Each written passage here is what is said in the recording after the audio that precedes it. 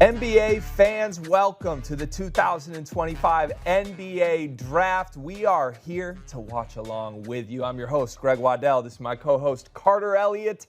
We've got a great team with us tonight that you'll learn more about shortly. But guess what? The Dallas Mavericks are on the clock. The draft has already begun. We'll be here reacting for the entire first round tonight. We'll be back tomorrow night for the second round as well. Card, it should be a night full of surprises. We were talking to Jake Fischer, a.k.a. Fish. He's in the Fish Bowl with us here at Bleacher Report Studios in New York City. He was telling us he expects chaos by the time we get to the middle of the first round. What are you expecting on night one? Well, I'm expecting a lot of chaos, but the chaos isn't going to get going early. You got to be patient for the chaos. I think the unspoken thing here is Cooper Flagg is set to be probably the #1 pick to the Dallas Mavericks, but I think there's going to be all types of chaos. There could be stars that move. There could be teams moving up for players like Ace Bailey. It should be a really fun night for the future stars of the NBA. Mavs GM Nico Harrison was the architect of the most chaotic moment of the NBA season this year when he traded Luka Doncic to the Los Angeles Lakers. When that trade broke, I think we had the same reaction as everybody else. What the hell is going on? Could you have ever imagined that the Dallas Mavericks would be the team waiting to select Cooper Flagg just months after the Luka Doncic trade? Two things I didn't know. One, I didn't know I'd be here, and I did not know that Dallas is going to be blessed with the opportunity to get Cooper Flagg. I mean, after that trade, people wanted Nico Harrison gone, truly did. But everything worked out. They still have some stars on the team. Kyrie Irving will get back healthy next year. Anthony Davis. You combine that with maybe a generational prospect in Cooper Flagg, who won every award that you can think of in college basketball. The Dallas Mavericks are right back to cooking with hot grease. You used the G word. I know that's a controversial topic for some with Cooper Flagg. It's not. It is not controversial to me. Cooper Flagg is a generational basketball player. It's just taking people maybe a little bit more time to use that G word. But I think on both sides of the ball, he affects the game in so many ways. And he's still just 18 years old. His best basketball is still ahead of him. Who's the last generational prospect then? Like, are we using generational every single year? Because don't get me wrong, yes. Cooper Flagg is phenomenal. Yes. He's no Zachary Reese-Sachet. He's much better. We know that. But, like, is Zion Williamson generational? Is that the same level prospect that Dallas is getting here? What's an NBA draft without calling a prospect generational? I mean, come on now. We know how this story goes. And I think the last one is Zion Williamson. That was the one who was really getting the comps. You got the LeBron comparisons. I truly think that, that's probably the last player that got that generational tag. Who do you think was better coming out of Duke? Zion Williamson or Cooper Flagg? I think Zion was more exciting. I think Cooper Flagg was the better basketball player. He was the more productive player. I think that's fair to say. And his team had a little more success. They made the Final Four. We were in San Antonio for the Final Four this year. It was my first time seeing Cooper Flagg in person. And I don't know that I've seen a player impact more elements of a college basketball game in my life than Cooper Flagg. Yeah, he ticks all boxes, Greg. Defense, offense, competitive spirit. He truly is, I think, everything a basketball team, an NBA team, and a GM truly wants to change around a franchise or get a franchise over the hump. I think he's a can't-miss prospect. So if we want to get nitpicky, what is there to nitpick about Cooper Flagg? I think the ball handling could go a little bit of ways. He had a couple turnover issues, and I think late game you saw that he wanted to be a Beyblade, a lot of spin moves going on there. But I think that's just him being more youthful. I think he'll learn how to be in those situations. And for me, he wanted those moments. He didn't shy away from it at all. I think that's what's important. But probably a little bit more ball handling, I think, will go a long way for him. Maybe importantly, we should note Cooper Flagg has decided to get some facial hair added to his game. That's a new development. So are you buying Cooper Flagg with the beard as an upgraded version of Cooper Flagg? I'm going to need a full beard. But for right now, the goatee is working. It's doing wonders for me. The kid looks like he's ready to go. It is looking good. You see the numbers. When Cooper Flagg was at Duke, I mean, he was basically the most complete player in the country. 19 points, 7.5 rebounds, 4 assists a game, 48% from the floor. I buy the jumper. I think the jumper's going to translate well. And here we have Adam Silver to the podium to make the announcement of the first pick in the draft. And guess what, Cart? It will be Duke's Cooper Flagg. He is officially a Dallas Maverick. You thought the Mavericks were in a bad spot, but they're right back in. You lose Luka Doncic and you get provided with Cooper Flagg. I don't think it gets much better than that. Are you expecting Dallas to be competitive immediately, Cart? I am. I think when you have Anthony Davis, you got to be in on it. Cooper Flagg, Dallas Maverick.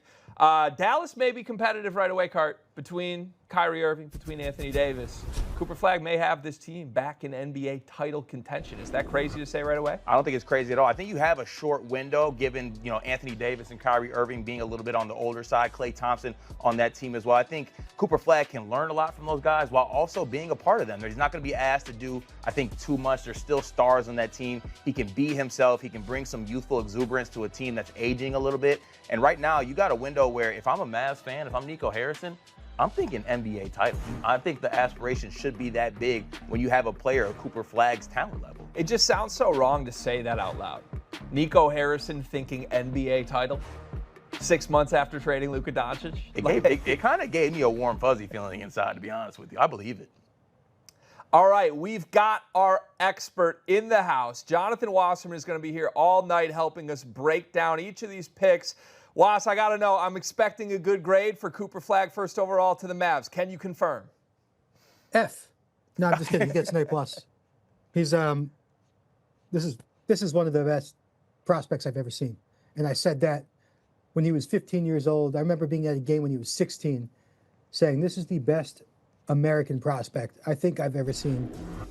Even when I watched Zion at the same age, I didn't know he was going to be what he was. But Cooper is, every year, he gets better. He made over 50 threes this year. He's got these spin moves that you're seeing. He got so much better on the ball. He was always known for the athleticism, the motor, the defense, the intangibles, the passing instincts. But I think over the course of this year, we saw the on-ball development as somebody who can eventually be a number one option. I think if there's any questions before he got to Duke of like, okay, can this guy be an elite superstar and meet all of the hype?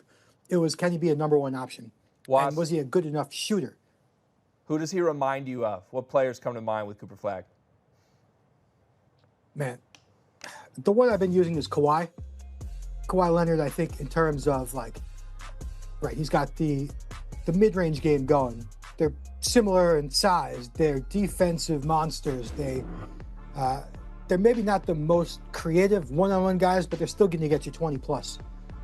It's a hard guy to find a comp for. And I think if you ask 10 scouts, you're going to get 10 different comps. He's really a mix of a bunch of different guys. But I think after 6 months of going through and cycling through the Garnetts and the Tatums, I use Jalen Johnson and Franz Wagner. I think if you mush them all together, you get something that looks like a Kawhi Leonard.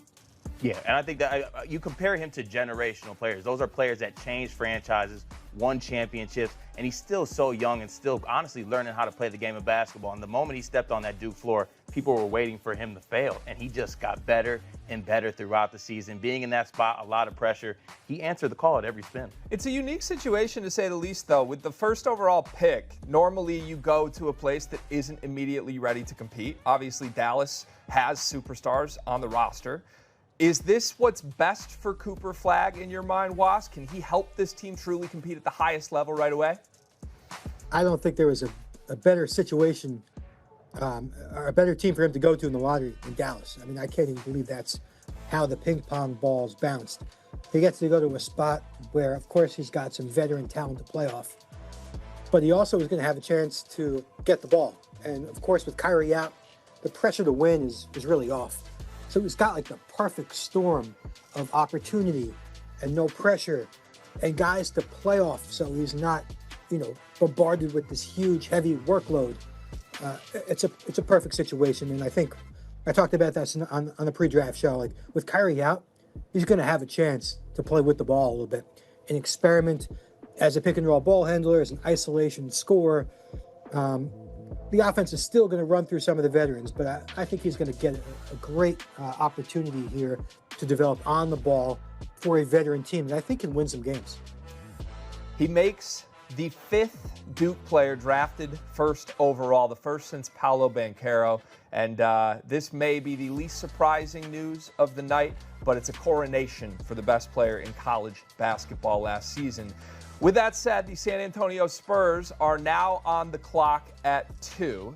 And I think we all expect that Dylan Harper is the play here. There was some early buzz that San Antonio may explore trading this pick, possibly get into some superstar conversations.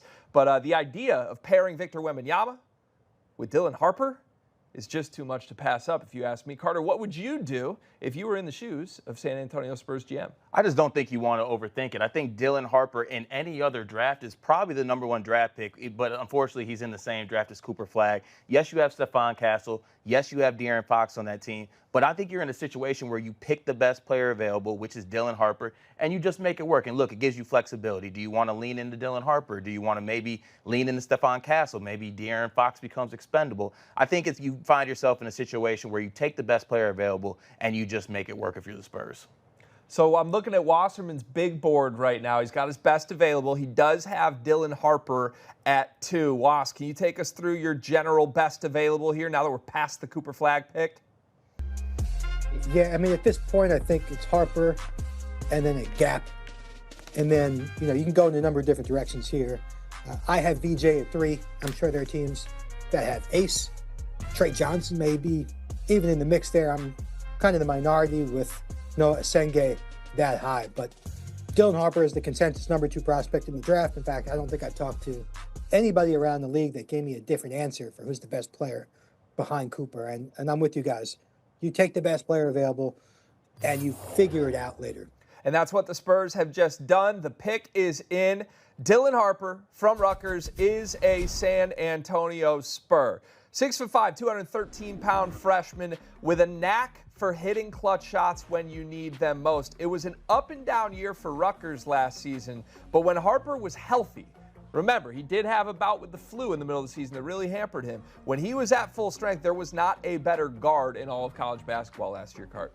Yeah, he's big body guard, 6'5". He's got good length, good mid-range, and he's just so smooth. He can operate in the pick and roll. He knows that he's bigger and stronger than people, and he's able to get to whatever spot he wants to. Truly a guard that I think could be a dominant lead guard at the next level in the NBA.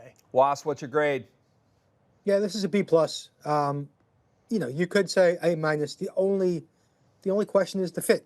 And is it going to impact his development? Is he going to be able to maximize his potential and really hit his stride playing with De'Aaron Fox, who's probably going to have the ball more? So that would be the only reason. It's just not the perfect fit on paper, but he is the best player available, and I'm pretty confident he's going to figure it out. Again, I said it a couple times in last night's show and today, he was a 39% catch and shoot guy. He takes dribble handoffs pretty well. He's 6'6" in shoes, so I got no issues with him playing the 2-guard slot if you consider De'Aaron Fox your lead guard.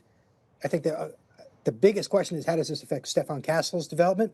That's a conversation for another day. But Harper is so good at creating advantages at the point of attack, getting downhill. He's an outstanding finisher around the hoop. And once he starts going, once he gets going, his confidence is pumping. He's going to start drilling jumpers off the dribble, off the catch, from a couple feet behind the arc. Shooting percentages weren't great from deep, but I'm not really worried. He's too good of a shot maker to worry about those percentages. So there's no question he's an all-star caliber guard. I can't wait to see how he fits with Fox and how much pressure the two of them are going to put in the rim, because they're going to have defenses backpedaling a lot. So I've heard Shai Gilgeous-Alexander. I've heard Cade Cunningham is a possible comp for him. What is your best player comp for Dylan Harper, Was? I think I've gone with Cade Cunningham. Again, the guys he just threw out there work. He's just a jumbo ball handler who is so good at, again, creating. He can shoot off the dribble regardless of the percentages. He's excellent around the rim. He's not known as much for playmaking. I think Cade was probably a better playmaker coming out of Oklahoma State, more of a natural passer, but again, I'm not worried. He's still going to get you 6 assists per game, and I think he's smart enough to read the game and become that passer when the game calls for it. And when you have De'Aaron Fox again that can handle the workload with him, I'm not too worried. I like the comp to Cade, but a bigger Jalen Brunson is something I've heard thrown out there. He kind of is similar to a James Harden, but you can make an argument for all three of those guys. Cade makes sense as well. A lot of fantastic all-NBA caliber players being thrown around with Dylan Harper. I think that tracks based on what we saw at Rutgers. Wasp mentioned it's not just De'Aaron Fox, it's Stephon Castle. And if you remember back one draft cycle, Stephon Castle and his camp were very loud about the fact that he is a point guard. It's not what he played at UConn. So, he was used in a variety of ways with San Antonio in year one. Obviously, when you bring in De'Aaron Fox, I don't think you're banking on Stephon Castle to be a full-time point guard. But, point blank, what do you think De'Aaron Fox and Stephon Castle are thinking sitting at home watching Dylan Harper be picked to the San Antonio Spurs? Well, I think there's definitely some initial shock value. They're saying, wait, I thought I was the point guard. I know Dylan Harper wants to play point guard. But like I said, I think this gives the Spurs a little bit of flexibility. You don't want to overthink it in this spot. Dylan Harper is that good. You can't teach that size. You saw the wingspan at 6'10". The playmaking, I think they'll make it work. Now, if there's an organization that I would trust to make it work too, it is the San Antonio Spurs. They seem to be an organization that's extremely well run. They'll do what's best. They'll put Dylan Harper in the best position. And they have a really good, fun, young core over there with Wemby and Stephon Castle, now Dylan Harper in the mix. I'm glad they didn't press the nuclear button here. The nuclear button would have been, let's not even see what it looks like with all of these guards. Let's make a move, a sense of urgency. It's fine. If you want to do that in the middle of the season, you're not going to hear any problems from me. But you've got to see what you've got. If Dylan Harper gets there and you compare him and Victor Wembanyama on the same exact timeline for the next decade, I mean, that may be the team this entire sport runs through. You don't have to make a decision on your other guards at this point. Stephon Castle's still young, too. I applaud the Spurs for this move. And this leads us to the third overall pick in the NBA draft. The Philadelphia 76ers are on the clock. Many would say that this is where the draft begins. We knew that Cooper Flagg was going off the board at 1. We knew that Dylan Harper was going off the board at 2. I sit here right now on this beautiful couch in the Bleacher Report studio. I have no idea what the Philadelphia 76ers are going to do. Was, do you have an idea what the Philadelphia 76ers are going to do? I have a guess. I think it's going to be VJ Edgecomb. He's my best prospect available. Of course, a big storyline of this pre-draft process was Ace Bailey canceling his workout with Philly. Will that deter them from taking Ace? I don't know, but I still like VJ as a better prospect. I think he's a better fit, honestly, with his defense, his explosiveness next to a backcourt. He's very skilled, but I wouldn't say they're explosive. I think this lineup, especially with Embiid in there, they're missing some speed, some pop around the basket. So I think Edgecomb makes sense for a variety of reasons. But let's see, that pick's got to be in any minute now. Yeah, you have to think, if there was a team looking to try and move up and make a play here, Philly was the option, I think, because you don't really know for sure what any of these next successive picks are going to do. We've heard rumors of Canipple to Charlotte. We've heard rumors of Jeremiah Fears to Utah. We've heard rumors that Ace Bailey wants to get down to Washington or even New Orleans. But if you wanted to move up for a guy, Philly seemed to be the prime target to try and do that with. Do you agree with Waskart? Is VJ Edgecomb the guy you would take at 3? I do. I think he brings some athletic pop to that team that kind of lacks it. Tyrese Maxey, obviously, he has the elite speed, but Jared McCain's more of a shooter, not necessarily a attack the rim guy. VJ Edgecomb has that quick twitch athleticism that you see from guys like Russell Westbrook and even Anthony Edwards to a certain extent. He is able to get above the rim and attack at a very high level and competes on the defensive end as well, averaging just under 2 steals a game at Baylor. I think he's honestly a really good fit for the 76ers. And his name is Valdez. Yeah, that's really lost let's not often. The pick is in. The Philadelphia 76ers have selected Valdez Edgecomb Jr. VJ Edgecomb is the pick. You see the tweet from Jeff Goodman Hoops right there. Shout out to Jeff. I got to be honest, guys. I hear you talk through it. I see the reasons for VJ. I think he's a phenomenal prospect. He was one of my favorite players to watch from an entertainment perspective at Baylor last year. This feels similar to San Antonio's decision with Dylan Harper to me positionally. You've got a bit of a logjam. A bit of a logjam with Tyrese Maxey, with Jared McCain, and now VJ Edgecomb, none of whom I consider pure point guards. All guys that are more combo guard in variety. All can certainly do different things, and if it works, it's going to be incredibly fun to watch. But I'm a little bit surprised that Philly didn't talk themselves into a different direction here. Was, what's your grade for this one? This is a B+. I mean, I like Edgecomb. I'm not sure I see a superstar, but I think at this portion of the draft, it's hard to find one. I'm not in love with this section of the draft, but I do think he's the best player available. And I'm not worried about the position stuff and the logjam. I mean, 6'8" wingspan, 6'4" in socks. I think he's probably going to be 6'5" in shoes.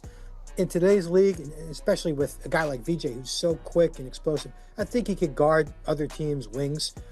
So put him at small forward. I know Paul George is there, but I'm still thinking a bit long term. Even if you bring VJ off the bench for this upcoming season and work him as like an energy or a spark plug. But just looking at his game, I mean, I think he's, again, one of the safest picks in the draft. And of course, there's levels of upside he can reach if he improves his pull-up game. He's got to get better at finishing below the rim. He's so often high above it for those easy ones. But I think he's improved a lot over the last couple of years with his shot. I hear great things about him in terms of character and work ethic, and he's humble. I'm a Long Island guy. He went to Lehigh. I got to see him a lot in high school, and having watched his development, I would bet on more of it. So a very safe pick in this draft. Somebody I think fits very easily with anybody, even a team that already has two guards. I think he's the best prospect available. Elite athlete, elite intensity, and competing on both ends of the floor. What is your best player comp for him, Was? Victor Oladipo. I really like this one. This is one I had from when he was in high school, and I haven't wavered. There's a couple I've thrown out there, maybe like a smaller version of what Andrew Wiggins was supposed to be. But Victor Oladipo was a crazy athlete in his prime. And he also started off as not really a skill guy. He was more of an energizer when he was a freshman at Indiana. And over the course of his NBA career, he developed into more of a creator, more of a three-level scorer, and somebody who gets you 5 assists. Edgecomb, by the way, we didn't really talk about his assists, but he's a good decision maker, a good passer. I wouldn't call him a playmaker yet, but I think that there's a level of playmaking that he can get to. And I just think that these guys are on similar trajectories. They have similar physical tools, athletic abilities, and skill sets at the same age. So he might be an energizer guy in the beginning of his career, but I think there's a 20.5 assist guy that he could be if he continues on the right track. You just comped him to one of my favorite college guards of all time, Victor Oladipo. I still have memories of that missed dunk he had against Michigan. The best missed dunk of all time. Wow, we're so locked in right now. So locked in. Well, the problem with VJ and the Oladipo comp is just I haven't seen VJ miss many of his dunks. When he actually does get up there, he usually closes the deal. Carter, it takes me back to last summer when he was with the Bahamian national team. Yes. With Buddy Hield, and VJ was like the standout performer in those games. Yeah, NBA players on that team, DeAndre Ayton, Buddy Hield, and many came away from watching that team and said that the young VJ Edgecomb Jr., the rising freshman for Baylor, was the best player there. And his highlights from that tournament with some NBA spacing and kind of that involved in it, you got to see what kind of high-level athlete he can be. I think he's going to be great at the next level, even better than he was at Baylor. Likable kid, very fun player. Philadelphia just got a good one. That leads us to the 4th pick. The Charlotte Hornets are on the clock. Carr, what's their biggest need? Where do we start? I mean, look, they have some talent on that team. Obviously, Brandon Miller was able to show some things. LaMelo Ball is the franchise corner piece, but many people are questioning where can LaMelo Ball, a team with LaMelo Ball, what does that look like? What does the star LaMelo Ball look like? I don't think you can deny the skill, the talent, but Charlotte's just a team that hasn't won a lot of games the past couple years. And, they have the talent where they think they should be better. So, I think they kind of maybe want to find a connector piece with the star pieces they have, like Brandon Miller, the young ones, and LaMelo Ball. But it's going to be interesting to see where they go with this pick. Canipple is many people's favorite connector piece. Not trying to make a K-O-N pun there with the con, but I don't know. I could see the argument they should shoot for upside if you're not convinced that LaMelo Ball is going to be the guy to lead this team to greatness. And you believe there are players in this draft that could potentially be that guy. Maybe you should roll the dice. Was, let's check in with your big board. What are you looking at the top of your board right now? Yeah, I don't think Noah is going to be the pick, and he's probably not going to go until 8 or 9. This is crazy, a crazy situation because there's been so much smoke for Canipple from media, from people I've talked to around the league. I almost don't even believe it. Now, I put Canipple at number 4 on my board just because that's what NBA people were telling me. But I'm a bit suspicious here. I wouldn't mind the pick. I do think there are higher upside guys on the board than Con, including Ace and Noah. And I like Trey Johnson probably better. But Canipple seems to be like the professional, brings maturity, high IQ, and of course shooting. But maybe they're going to go in a different direction after taking Tijan Salan, who was a high upside guy. Maybe they go with a safer pick this year. Yeah, it would be a bit of a departure from past Charlotte picks to, I don't know, go the complimentary safe route, I guess. But I don't know. I would listen to the argument that that is what they need to optimize this core group. They need someone that can play without the ball. The pick is in. Let's see who Charlotte has selected here. At 4, they have taken Canipple. Okay. Was, I think you just alluded to this a little bit, but there was a lot of smoke that this was going to be the pick. And I think your words are something I felt all week. It was almost hard to believe that the smoke was this loud. Ultimately, the smoke has led to fire. Canipple has been selected, but point blank, is this too high for Canipple, Was? I mean, I'm not going to say it's too high, only because he's a sure thing. And I think Charlotte can't afford to miss here, particularly after the Salon pick. But it's to think that maybe like a month ago, if I said Canipple was going to go before Trey Johnson or Jeremiah Fears or Ace Bailey, I would have said you're crazy. But with all the smoke that we've been hearing, I mean, I guess this got out. And so, listen, Canipple is a great player. And I think he's going to be able to show more in the NBA than he was able to show at Duke. And I think if you really dive deep into the tape, you see a guy who could play in pick and roll situations. He set up Malawatch a ton in those ball screens. He's got great IQ. He uses his body well inside the arc to carve out space and shield defenders, despite the fact that he's not an explosive athlete. This guy led EYBL in scoring. Right? He's not just a shooter. This guy can get buckets in a lot of different ways. And I think as he gets stronger and probably adds a little bit more athleticism to his legs, to his quickness and stuff, he's going to start to show a little bit more creativity in his game. But you cannot go wrong with him. He's a classic plug-and-play guy. I do think that there are higher upside prospects on the board, and my grade will probably reflect that. But I think we go with a B here. This is just like a good, safe pick. You can't go wrong. I would have liked to see them take a little bit more of a gamble, but also it's not my money. It's not my team. If they lose, it's not my fault here. So I can afford to take gambles. I guess Charlotte, after that Salon pick, cannot. But there's nothing wrong with him. He's just not the most exciting number 4 overall option. At bare minimum, there's going to be some Duke fans in Charlotte that are excited to continue rooting for their guy. You graded the pick a B. What's your player comp for Con? Desmond Bane, or Cameron Johnson, I guess, is another one. I've used both of them throughout. Johnson is actually probably the more realistic comparison. Bane, I would say, is more of a ceiling comparison, but these guys are so similar in terms of what they bring to the table. Cam Johnson came in as a shot-making specialist, and I think that's what Khan is going to be early in his career. But as we've seen over the course of Cam Johnson's career, he's a guy who averages 3.5 assists per game, used more on the ball, and I think, again, we're going to see that with Khan in Charlotte. By the way, I think they need to take some pressure off LaMelo. Too many injuries.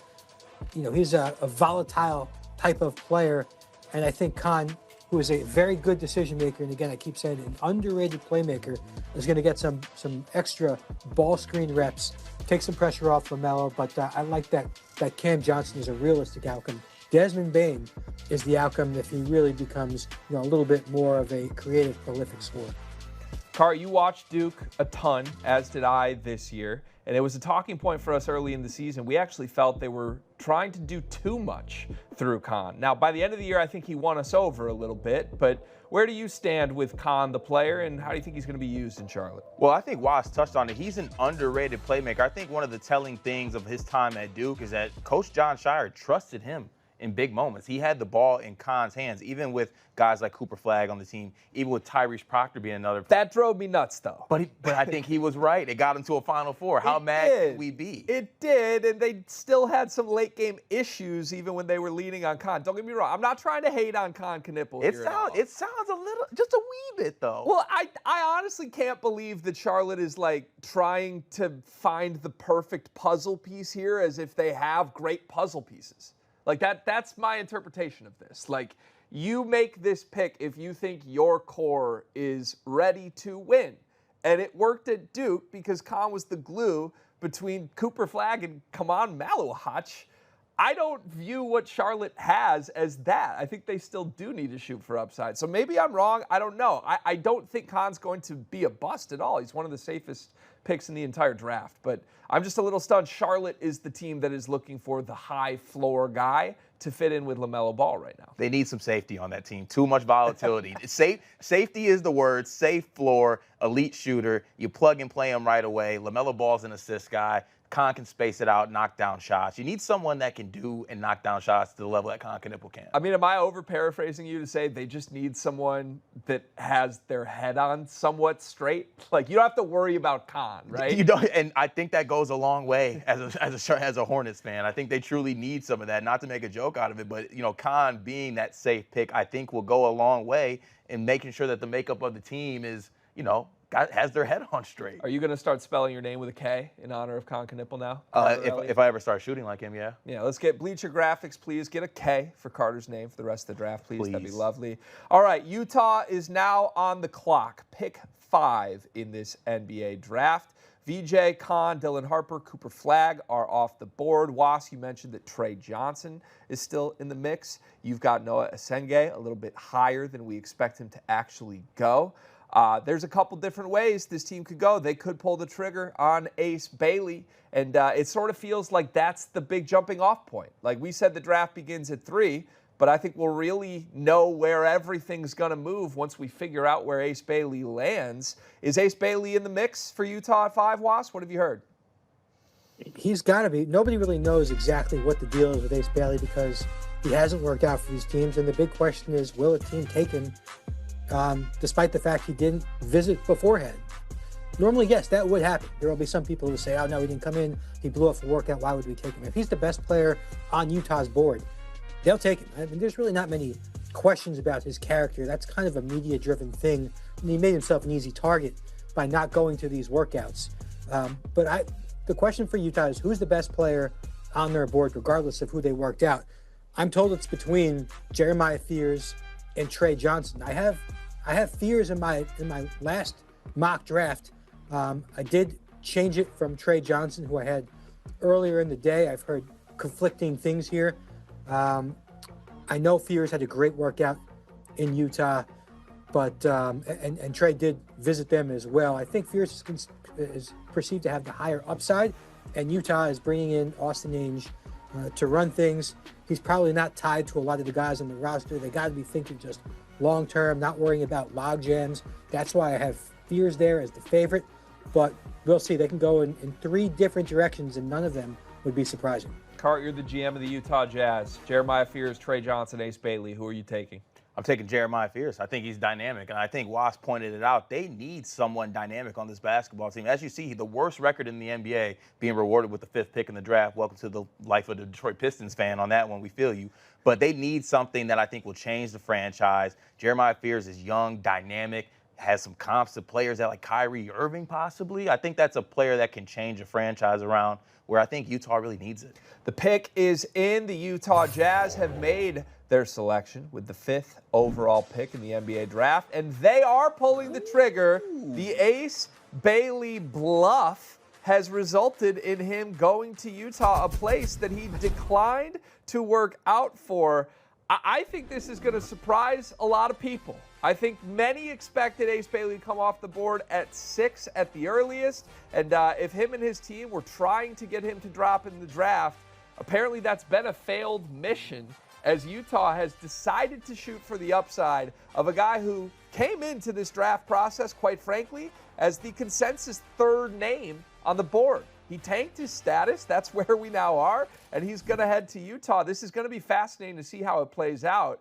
Cart, quickly, what's just your live reaction to this? Do you think this is a good risk by Utah? I think it is. I think you call their bluff on this one. Even though Ace Bailey did not want to work out for them, they need someone on the wing to be dynamic. And Ace Bailey, like you said, has been the consensus 3rd player in this draft, and they get him at 5 for Utah. Was, I feel like this is really good value for Utah at 5 here for picking Ace Bailey. What grade did you give it?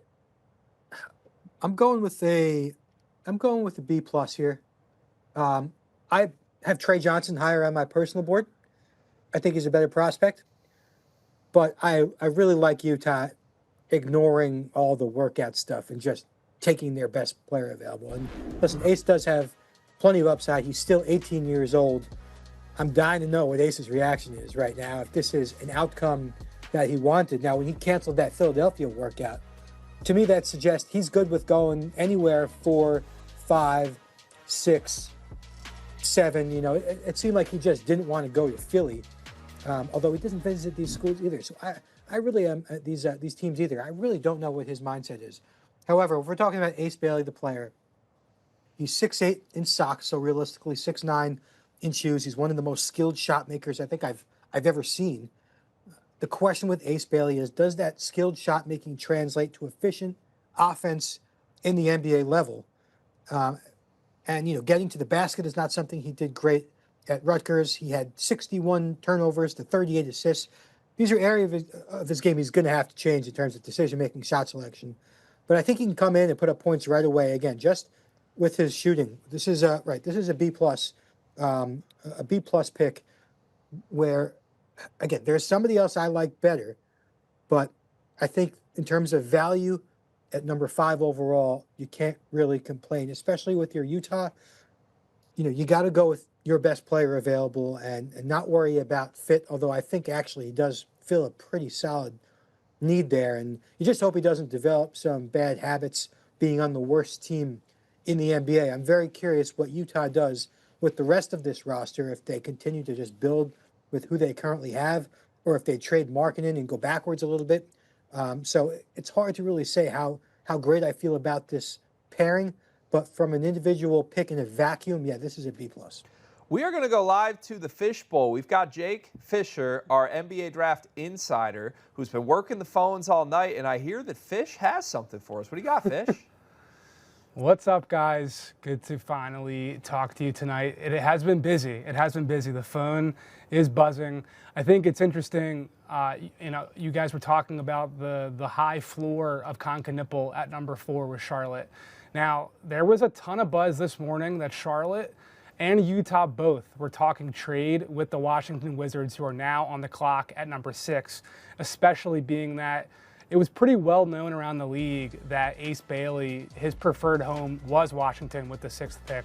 So I think a very important thing to consider with Charlotte, that high floor aspect you guys mentioned. Remember the pick last year with TJ and Salwan? Hasn't exactly, you know, worked out so far. I think wanting to get a high floor, high character player was something that Charlotte valued, but also the Hornets, to my understanding, were concerned that if they did potentially make a trade with Washington at 6, that the Jazz, which would have, you know, Ace Bailey would have gone 4 in that scenario. The Hornets were afraid that the Jazz would have taken Canipple, to my understanding, at 5 if Ace was off the board. So I think that's part of why this unfolded kind of chalk with no trade so far.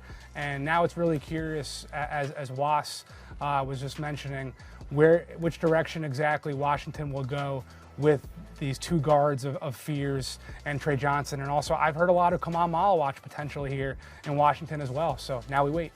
Wow, fascinating. All right, thank you, Jake, for that update. Was, you were mentioning the tough shot making with Ace Bailey. That's the whole story, if you ask me. As someone who watched a lot of Rutgers basketball this year, I mean, it was 22 shots a game of just tough, contested fadeaways, but they went in more than you would expect. Because of that, he's had some pretty crazy player comps through the years. What is your player comp for Ace Bailey? I've morphed into Michael Porter Jr. He used to be, you know, the classic Paul George, Tracy McGrady comp in high school, but I don't see that type of playmaking carrying over, which is what I think separates guys like T-Mac and Paul George. I think he's going to end up playing more of a Michael Porter Jr. role as a perimeter scoring big wing, maybe a small ball 4 if he adds a little bit more bulk. But again, he's just not a good enough creator for me to give him those wing comparisons. But again, with his size and his shot making, he'll be plug and play. I think he's going to end up playing more off the ball than some of his pretty highlights suggest. And again, hopefully Utah, at least, or maybe if they can add something that their guards can really develop in Collier and Keontae George and make the game a little bit easier for Ace. But I do think that Ace Bailey ends up being more of kind of an off-ball wing as opposed to somebody you consistently run offense through, because I'm just a little bit worried about the lack of rim pressure, the tunnel vision, the lack of playmaking, and he just doesn't have a lot of margin for error if he's not making shots. But he is an incredible shot maker, and Michael Porter Jr. in his prime, when he's not hurt, is a very valuable shot maker for one of the top teams in the league. I love the MPJ comp. The tantalizing upside shot-making stuff is there. But also, if there was a player in this NBA draft class most likely to think the earth is flat, wouldn't it be Ace Bailey, Cart? Yeah, also Ace Bailey might have a podcast with Michael Porter Jr. very soon. Two players who have never seen a shot they don't like and have Xbox controllers without the pass button on it. So pretty much. I really like it. Pretty much. All right, the Washington Wizards have been on the clock. We've been talking so much Ace Bailey, I was shocked that he came off the board at 5, quite frankly. I think the Wiz were sitting on Ace Bailey. I think that was the plan. Who knows where they go next, as Fish alluded to. They are on the clock, and I've been told the pick is in for the Washington Wizards at pick 6. Let's see who they're going with here. The Wizards will take Trey Johnson at 6. Okay, another tough shot maker, a guy with extreme scoring prowess. Cart, you were an honorary Longhorn this year. You dubbed yourself that name. Trey Johnson was a big reason why. Yeah, elite scorer. He was at the top of the scouting report for Texas on a night-to-night basis, and his percentages, what he was able to do, being efficient in how he created his shots, he shot it from everywhere on the court, and he was a guy that also could just fill it up, a complete microwave scorer. I think you look at him and what NBA teams see in him, you put him at the wing or the guard spot, and you are going to get, I think, 20 points a night the minute he steps in the NBA, maybe the best scorer in this class to me. Wow, that's high praise. All right, let's throw it to Was. Was, what's your live grade for Trey Johnson to the Wizards? This is an A. I thought this was I didn't expect them to take Noah Asenge, but Trey Johnson, I believe, was the best player on my board. I think he's an absolute sure thing. I love his competitiveness. I know he kind of hunts for shots, but Washington needs that. They need somebody who could put the ball in the basket.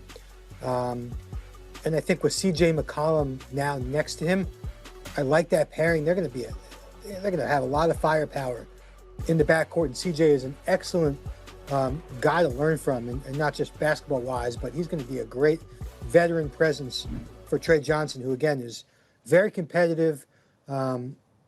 Somebody who he's been in this. I've been watching Trey Johnson since he was 16 years old play with USA Basketball.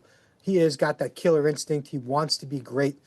But from an actual basketball evaluation standpoint, 6'6" in shoes, 6'10" wingspan, a good athlete, one of the most polished perimeter scorers, not just in this draft, but over the last couple drafts in terms of footwork, jab steps, creating, separating into balance pull-ups, and he's also an outstanding shot maker, not just spotting up and pulling up, but he's got floaters, he's got fallaways in his bag. He's got to get a little better once he gets in the paint. He didn't generate a lot of rim pressure. When he did get there, he's got to be better at finishing. But I'm not concerned enough in that department. I'm not going to nitpick there. I also think he's a better playmaker than he was able to show at Texas, where he really had to put the ball in the basket. But the flashes of playmaking I saw suggest that he really has a couple more assists per game that he can reach at the NBA level. And with Washington, he will get that opportunity. Elite scorer, elite player. Was, I love being on the same page with you, by the way. I was giddy over here listening to you talk about him. What is your player comp for Trey Johnson? I like Tyler Hero.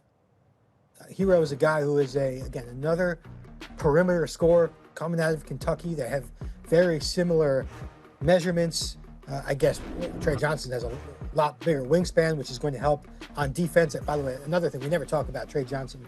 Defensively, I think he's pretty tough on the ball. But the way Hero has become an all-star type scorer is because he's really tightened up his efficiency. He became a guy who could average 5 assists per game. And again, I think Johnson is a little bit underrated in that department. I think he's somebody who, with the ball in his hands, can make more plays than just your classic step back and pull up jump shots. So I think that's the type of trajectory we could see with Trey Johnson. It might take him a couple of years to get there, but early in his career, he's going to be somebody who can get you 15 points really quick, just with that dangerous, very refined, polished perimeter scoring game. You see some of the recent transactions that the Wizards have made. You mentioned C.J. McCollum is in, Kelly Olynyk is in, now Trey Johnson added to the mix as Jordan Poole departs. Point blank, Car, you know I'm a Jordan Poole guy. Trey Johnson or Jordan Poole? 3 years from now, who's a better player? I think Trey Johnson's a better player. I do. I think Trey Johnson's in a great scenario. He's got some great vets on that team. I think he's going to bring some high-level shot making. Underrated playmaker, competes on the defensive end, like Was pointed out, on-ball defender. There's a lot of games where I saw him really lock in on that end. You don't see that from a lot of freshmen. I think they got a star in Trey Johnson at 6, which you got to feel good about if you're the Wizards. Yeah, it's a good pick. I agree. Seems like unanimous approval ratings from our panel here. Was, you gave the grade an A on the pick. What would you have graded his outfit to the draft tonight? It looks like he's got some sort of shorts going on. Any thoughts on the fit for Trey Johnson tonight? Not player fit, but the outfit. I don't care how trendy shorts are. Excuse me. I don't care how trendy it is. You fail in the fashion department with shorts. Even if it's 100 degrees out, which it probably is where they are. It's 100 degrees everywhere, it feels like. But I'm really out on shorts. Certainly on draft night, but with a suit. I got to see if somebody could pull up. There it is. Oh my goodness. I mean, I kind of want to step in as a fashionista here. That's an A+. That's a great fit. I like the loafers. I like the bunch socks. That's how you make a statement. Come on now. That's a star. That's how stars dress. He looks like Wednesday from the Addams Family. What's that show called? There's no way you expect me to get that reference. Yeah, that's crazy. That's crazy by you. Know your personnel, please. I'm sorry. All right. Well, the Wizards trade partner, the New Orleans Pelicans, we were just talking the Jordan Poole, C.J. McCollum trade. The Pels are now on the clock. 7th overall. Let's check back in with Wasserman's big board here. We keep talking Noah. We haven't really talked through Murray Boyles, Jace Richardson, Cedric Coward down the list. A lot of these guys, I feel like, Was, correct me if I'm wrong, mocked more in the teens, maybe just guys you're particularly high on. But who's highest on your big board right now that you think is in play for the Pelicans at 7? Jeremiah Fears. I'm pretty confident that the Pelicans love Fears. They did not expect him to be there at number 7. I also know that they like Malawach, who I think was maybe, I wouldn't even consider it a backup plan. I think they would be happy to get Malawach. But they were, from my sources around New Orleans, they were not expecting Fears to make it past Utah. So that's my guess of who they would take.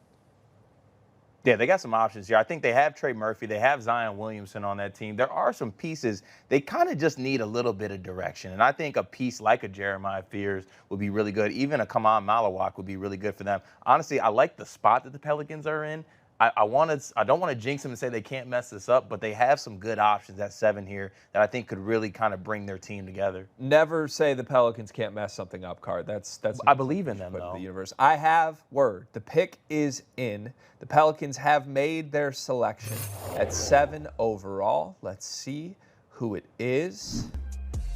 It is Jeremiah Fears. Good call, Was, on that one. Jeremiah Fears.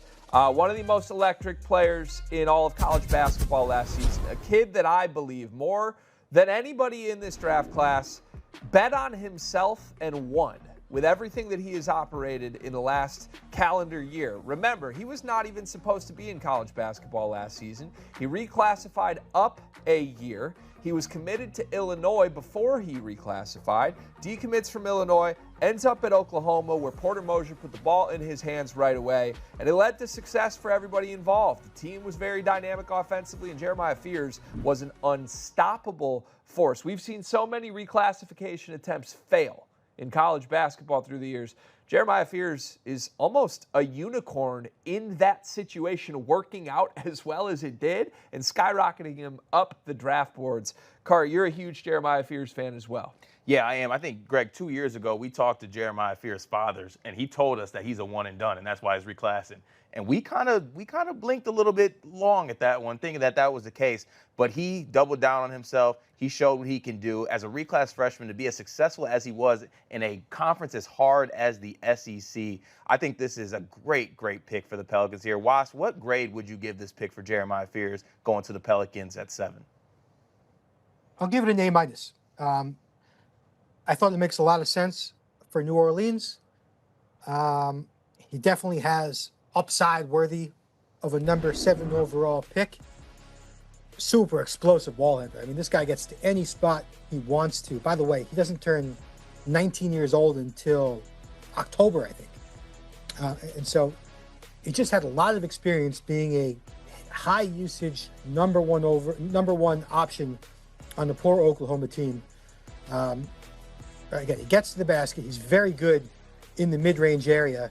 Shot 85% from the line. I think these are good indicators that he can improve his three-point shot. I will say he's probably going to go through some growing pains as a teenage starting point guard, particularly if he's playing with Jordan Poole now. They're going to have to explain that trade on another date when we have some time. But in a vacuum, I think he is a very exciting guard prospect. And somebody who, again, creates advantages, super explosive. He's going to have defenses backpedaling, and somebody who's just going to make plays with the ball in his hands. But, again, you got to be a little bit patient with these lead ball handlers who don't really play off the ball, right? You take Fears, you got to give him the ball. Let him go through, let him play through mistakes and experiment. He's got to improve his decision-making and his shooting. We saw, like, Scoot Henderson, for example, had a similar scouting report, and it took him some time to figure it out, and that's going to be the same case with Fears. But with Jeremiah, you are thinking long-term, and there's so much weight he could add to that thin frame. There's so much room he can improve as a shot maker in terms of consistency. And now he's got some guys around him where he's not going to have to do as much with the ball. He can settle into a quarterback role and set the table as opposed to having to force the issue a lot. You alluded to it. I think a lot of your Fears takes would come down to if you believe in the jump shot or not. He did not shoot it well back in EYBL when he was one of the leading scorers at the high school level, and he didn't shoot it great from 3 in college either, but it's a lot of dynamic shot attempts off the dribble, hand in the face type, creating separation, off balance movement threes. I think there is hope for him as a shooter in the NBA. What's your comp for Jeremiah? Coincidentally, I compared him to Dejounte Murray, who is out with an injury right now. And my reasoning for it is I think that's just, obviously there might be some differences in their games, but I think they're both similar in terms of their quickness off the bounce, the level of playmakers that they are. They're kind of more scorers first, but of course they can still get you 5 assists per game just based off their creativity and elusiveness. I think there's some questions about the defensive consistency, the three-point range.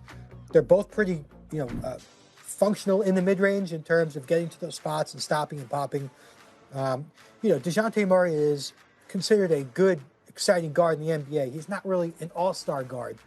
And I didn't have the pre-draft confidence to say Jeremiah Fears is going to be an all-star guard. The competition is so tough at that position, by the way. But I think Fears can be a solid starting caliber guard.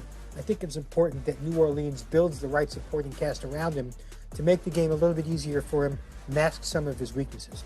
Jordan Poole, the recent transaction for the Pels. An interesting fit, I think, to say the least, with Jeremiah Fears. Card, how do you foresee that tandem working out in New Orleans? It is going to be interesting because, Jordan Poole wants to have the ball in his hands as well. Jeremiah Fears, like Was pointed out, is someone who operates better with the ball in his hands.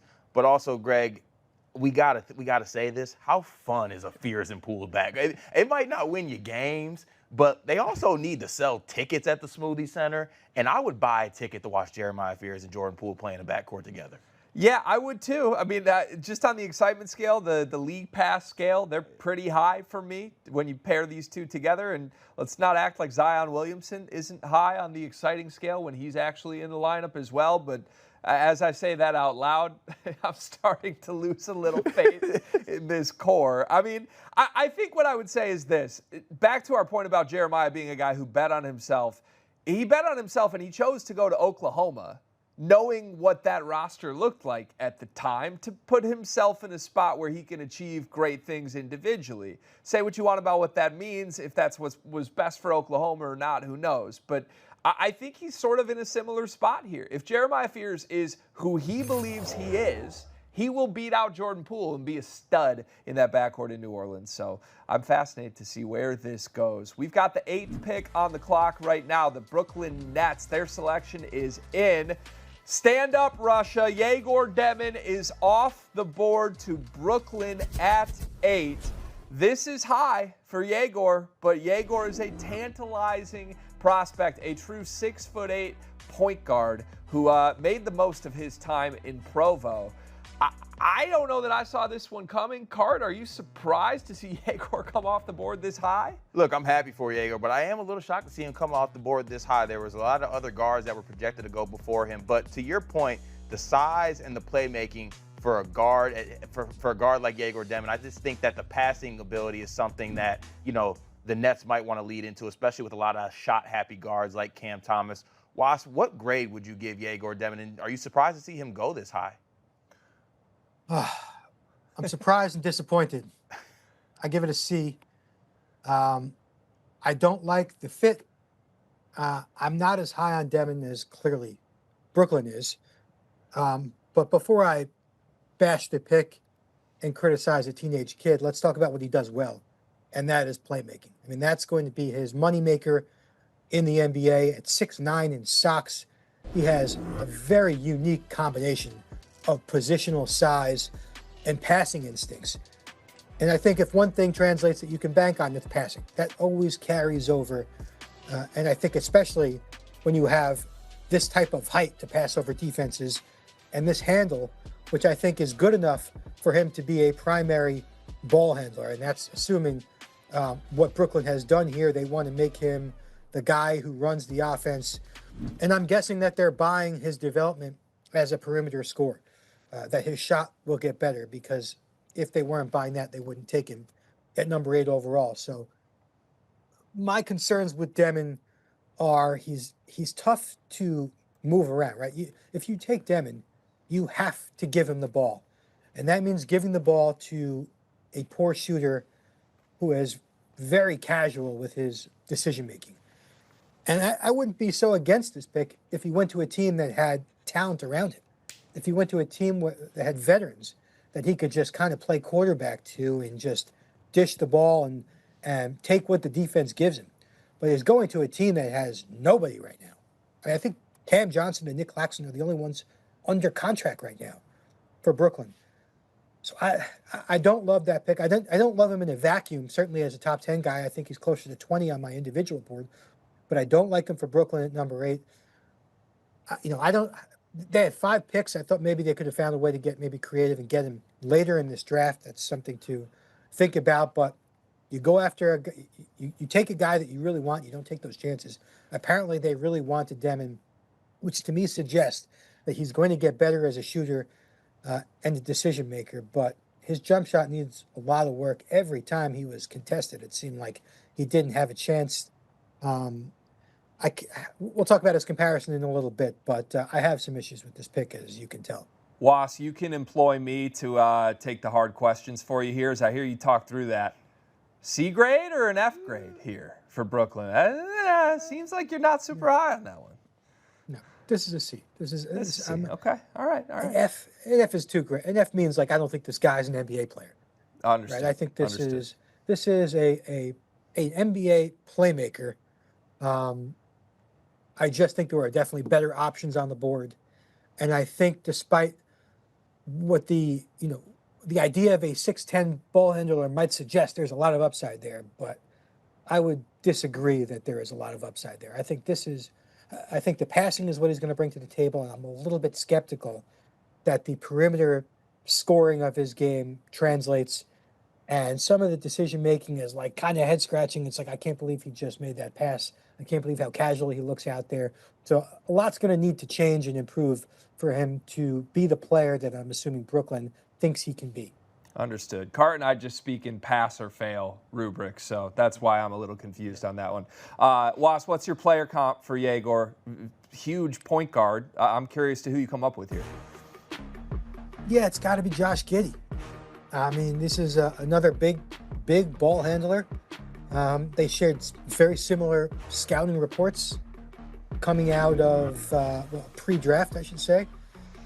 And I think Giddey has gotten a little bit better with his scoring, so maybe there's obviously a chance for Demon. But Giddey did have some problems over the first 5 years of his career. And I think, again, the problem with Demon is that you can't really put him off the ball, right? And that reduces your flexibility, not just on the floor, but when building your roster. So, Giddey's a good player, and he's actually gotten much better, I guess, in Chicago. I don't watch as much NBA as I'm sure a lot of listeners at home and you guys. But that's the archetype I see. I think his ceiling is a bit capped, and if you're Brooklyn, again, Kaman Malawach is on the board. I think he's got a significantly higher ceiling than Demon, whose ceiling I think is kind of a fake ceiling. All right. Well, thank you, Was. And as you talk through that, I'm hopeful if you are someone who wants to root for Yegor Demon, maybe the same way Josh Giddey got to Chicago, a team with a lot in flux, kind of felt like a weird, empty-ish roster when he got there, and he rejuvenated his career nicely. Maybe that's what Yegor could step into here in Brooklyn. Hey, we're going to check in with Jake Fischer in the Fish Bowl right now. I got to get Fish's thoughts on this pick. Yegor Demon at 8 to the Brooklyn Nets. Let's see if we can get Fish here for his thoughts. What's up, guys? Sifting through a ton of stuff right here. Kaman Malawach being on the board at 9 is definitely a situation that Toronto was hoping for. I think either to take him or to facilitate a trade down with, San Antonio was mentioned as a Malawach suitor, Atlanta, Phoenix. So I'm waiting to see what comes. But with Yegor Demon, too, at number 8, he was someone that was, the word all along was that Brooklyn loved him. From talking to BYU's coaching staff, the Nets were the team that sent the most amount of consistent personnel out to Provo to check on him. He had an early workout there. And I think, in theory, to Wass's point, the fact that Demon is more of an on-ball playmaker type of guy, there is kind of a dearth of that. There's no franchise point guard in Brooklyn, so he'll have a lot of opportunity to spread his wings there. He's also a really interesting kid. I profiled him for our Substack on the Stein line last week or so. He speaks multiple languages, comes from Russia, spent some time in Real Madrid before being in BYU, and now he's learning French as well. And he is dating the best player, the freshman of the year in the Big 12, Delaney Gibb.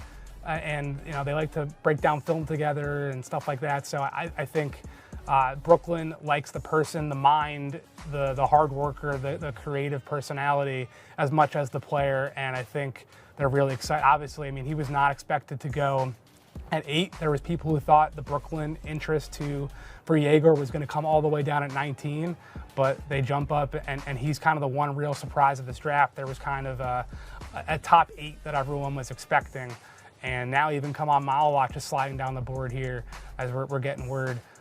So Malawach not in the top 8 as well. But yeah, Yegor Demon of Brooklyn seemed like a strong thing all along. And now it seems like Phoenix is going to be in a position to take their center of the future here. Wow. All right. Thank you, Jake Fischer. Cart, we watched a lot of BYU basketball this year, and Yegor was a tantalizing player because when he was on his A game, he felt like an unstoppable force, very singular, being as big as he could with the way he could control the game. We also saw him shy away in some of BYU's biggest games, biggest moments against the best competition. I often found myself wondering why the ball was in Dallin Hall's hands when you've got a potential top 8, 6'8" NBA draft prospect sitting there. And it felt like Yegor kind of stepped out of the spotlight at times, maybe a little too unselfish with how he plays. Do you think that's a part of his game, and how's that going to affect him as he gets to the NBA? A little tentative, but, I think he's a guy who's going to be able to figure it out. You just need to be patient with him and take your time, and I think the Nets are in a position to do so. Whoa, okay. The pick at 9 is in. The Toronto Raptors are taking Colin Murray-Boyles at 9 here. No, come on, Malawach. Instead, may I interest you in a 6'7" center Colin Murray-Boyles, don't get me wrong, I don't mean to downplay his game. Murray-Boyles is a fine prospect, uber productive at South Carolina. But after hearing a lot about the Raptors' infatuation with Maluach this week, I'm a little bit stunned that they went for the smaller sized center when they had the 7-footer sitting right there. Carter, are you shocked that CMB's coming off the board here before Maluach? I am. It's very interesting that the Raptors are seemingly just acquiring wing pieces and just going to have a team full of 6'7", 6'8" people. Didn't really not see this coming. We saw Colin Murray-Boyles, I think, every made three-point attempt in that B-roll highlight right there. He's kind of said to be this 3-and-D guy, but doesn't necessarily shoot the ball well from three. Kind of a tweener in his position. Was, what do you feel about this this fit here for Colin Murray-Boyles? And I guess what grade would you give it for this one? Are you shocked by this one at all? I'm shocked only because there's been no buzz or links from Murray-Boyles to Toronto when Toronto had links to Maluach and to Noah Esenge. I'm a fan of Murray-Boyles. The fit is questionable. They're going to have to make some type of changes. But aside from Noah, I think Murray-Boyles is the highest rated prospect on my board. Again, it's funny. One of you guys called him a center and one of you called him a wing.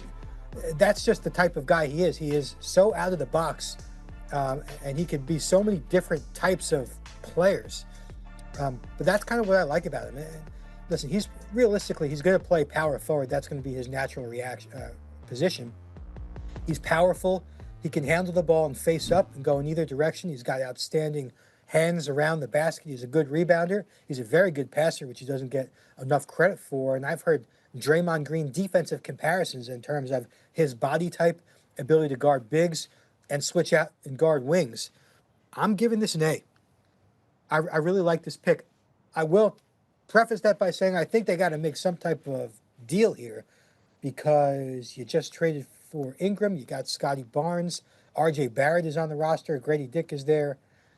There's no room for him in the lineup at the moment unless you do something weird like play a 6'7" guy at center or move Scotty Barnes to the 5. But again, my philosophy is you'll figure out that stuff later. You take the best guy on your board, and you always have flexibility and time down the road to make some changes. And it sounds like there's been a lot of buzz about the idea of trading R.J. Barrett. But I really like Murray-Boyles. He's the 7th rated player on my big board, I believe, or 7th or 8th. And he's not a shooter. I watched him at the Combine, and he was drilling these mid-range pull-ups. He's got very soft touch around the key. And even if he's not a three-point shooter early on, I think he's so good at what he does in his office, which is within 16, 18 feet, where he could play bully ball, he could face you up, he could spin. He's got all sorts of different tricks up his sleeve and a very imposing physical profile with huge length, big hands. He's kind of an outlier. If you're betting on him, on paper, he makes no sense as a 6'7" big guy who doesn't shoot. But I love what he does well, and I think what he does well will translate. Extremely productive. You can't take that away from him. And it's going to be interesting, as you mentioned, going through some of those Toronto names in that lineup, the various things they can do, positional versatility with some of those guys. It'll be interesting to see where CMB fits in. What's your player comp, Was? You're high on CMB. How high are you going with the comp? I mean, he looks just like Julius Randle coming out of Kentucky. Of course, Randle evolved in the NBA and became a three-point shot maker. But these are bullies with the ball who can grab and go in transition, play through contact around the basket, post guys, have some playmaking ability, which Randle clearly shows now, and I think he flashed at Kentucky. But these are very similar players at the same points of their career. We'll see if Murray-Boyles can make the same type of adjustments and additions to his game around the perimeter the way Randle did. I like that comp. I see the vision there for sure. All right, we're going to move here to the 10th overall pick. We've got the Houston Rockets on the clock, but reminder, this is the pick that is proposed to go to the Phoenix Suns from the Kevin Durant trade this week. So Phoenix will be getting this player at 10 if nothing else changes, but for now, it's technically the Rockets on the clock. Thinking for Phoenix at this point, Card, do they need another shooting guard? What should they be looking for? I think they have reached their max limit for shooting guards. They need something in the front court. I think there's some great options available for them. Obviously, man is there. I just think they need someone down low that can do something for this team. Obviously, last season, they were playing Yusuf Nurkic on the team. Nick Richards got some minutes as well. He improved a little bit. But I think they could really use some front court help to pair with the kind of plethora of guards they find themselves having right now. I think they could use some front court defensive versatility as well. Was, you've had the same guy atop your big board for a few picks here, Noah Esenge. Are we getting into the range that makes sense for him to come off the board as we get into the teens here? I had a source tell me earlier today that Phoenix is intrigued by him, but they don't think he would be available at number 10. So I'm very curious to see if they go in that direction. I think they should. Listen, we've been talking a lot about needs with Phoenix after they made this trade, but this team is just not ready to compete. I mean, I think you really got to think about long-term and get some young guys and not just think about filling holes. But Malawach is going to be the popular name here. We'll see which direction they go. I think both would be fine options this late in the draft. Is it fair to say that Malawach is falling at this point? I mean, if he gets past 10, to me that would be a fair term to use at that point. I'm a little bit stunned he hasn't come off the board yet, Was. Yeah, I mean, I think I had the scout text me after his pro day that no way this guy slips out of the top 5. So I would say 10 is lower than anybody would thought 2 weeks ago. Interesting. And not the name I would have expected either. I mean, a lot of rumors maybe Ace Bailey was the faller, a couple other guys that came off the board early. It did feel chalky in the first couple picks, but here we are. The pick is in for Houston going to Phoenix. They are taking Kaman Malawach. I think that makes sense given all that we're talking. Good value in my mind for the Duke center. 7'1", 253 pounds. Man is the nickname in Cart. It's because when you watch him, yeah, he's a grown man in an 18-year-old's body. What is Phoenix getting here with Man? They are getting an elite defensive rim protector, not just blocking shots, but just affecting everything at the rim. Anytime you watch the Duke basketball game this year, people were thinking in the back of their mind that Man was at the rim. He has great timing, great anticipation on blocking shots. He's a rim threat. He's a lob threat for good point guard play. I think that he's also just scratching the surface on what he can do. He did what Duke needed him to do, and he did it at a very high level, which led to them being successful. I think he'll continue to grow and be, I think, eventually one of the elite centers in the NBA, given what he can do in this spot. Some people love the shooting upside. He did make 4 3-pointers at Duke. Shot great from the free throw line, 77% for a 7-foot big man. We have a trade to announce, folks. That sounds like Jake Fischer's music. Can we get to the fishbowl? No, we're not going to Jake Fischer right now. Okay. Well, let's figure out this trade, Cart. Any ideas? Well, I got to bounce back from the fact you just dangled the fishbowl in front of my face here. But I mean, I'm sorry. I thought we were going there. I've been so excited. Okay, here we have it. The Charlotte Hornets are trading Mark Williams to the Phoenix Suns for 29 tonight and then a 2029 first-round pick. Okay, so not only are we getting Man, but we're also getting Mark Williams. There's your front court of the future, Phoenix Suns. I have word we can go to Jake Fischer. Fish, please help us make sense of this. What is going on? I'm trying to sift through if Malawach is actually going to stay in Phoenix, but there's Mark Williams is going to the Suns, and as you guys were talking about the need for Phoenix to have a center, that's been consistent throughout. I mean, from the moment Phoenix ended their season short of the play-in tournament, they obviously moved Yusuf Nurkic to Charlotte previously and took back Nick Richards from Charlotte in a separate deal. There is some clear synergy between the Suns front office and the Hornets front office making these trades. I am getting, yes, okay, so Kaman Malawach is going to stay in Phoenix right now, and the Suns just in a massive, two-man punch get their 2 centers of the future. Mark Williams, if everyone probably remembers, shocking deal at the very end of the trade deadline in February with the Lakers for Dalton Connect and a couple of firsts, and then the Lakers ultimately rescinded that deal due to Mark Williams' medical. I'd say Mark Williams being a potential trade candidate was something that everyone in the league, to use a funny expression, had on their bingo card, but it wasn't really out there until I got word about it, like literally 2 minutes before news broke. And I think it's not surprising, being that, just think about it on a human level. Mark Williams basically got broken up with by the one family he knew. Like, they put him in a different home, and then they had to welcome him back. And I think everyone was professional about the situation, but I know Mark Williams' side of things, they were always looking and kind of hoping, I think, that he would get moved again this summer. It's just an awkward, suboptimal situation, right? To go back to a team that you were supposed to be the franchise center, the center of the future, and all of a sudden they kind of went behind your back and traded you to the Lakers and then welcomed you back. And in theory, Charlotte, to my understanding, at the time thought they were doing right by Mark, sending him to LA. Like, why not put a 23-year-old kid in Los Angeles to star next to Luka Doncic and LeBron James? Would have been a great opportunity for Mark Williams, right? But of course, didn't happen. And now he gets in probably a way better situation in terms of runway for, growth, and not necessarily having to win now next to a 40-year-old LeBron James. Like, I think that timeline situation makes more sense. And to bring it back to Phoenix overall, I mean, the Suns, they wanted to get into this range of the draft. That was probably one of their most important things they wanted to achieve in their Kevin Durant trade talks. They were talking to Toronto at 9, remember? They were talking to Minnesota all the way down at number 17. This 10th pick that they got back, like, this was originally their pick from Houston.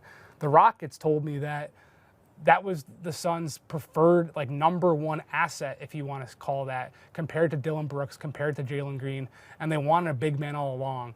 They were looking at big men again all the way back down at number 29. So now that pick goes to Charlotte. That's an interesting thing at the end of the first round too, being that the Hornets also have the 33rd pick and the 34th pick at the top of the second round. They were already being discussed as a likely trade scenario with 33 to 34. So now they have 3 picks in a 5-pick range.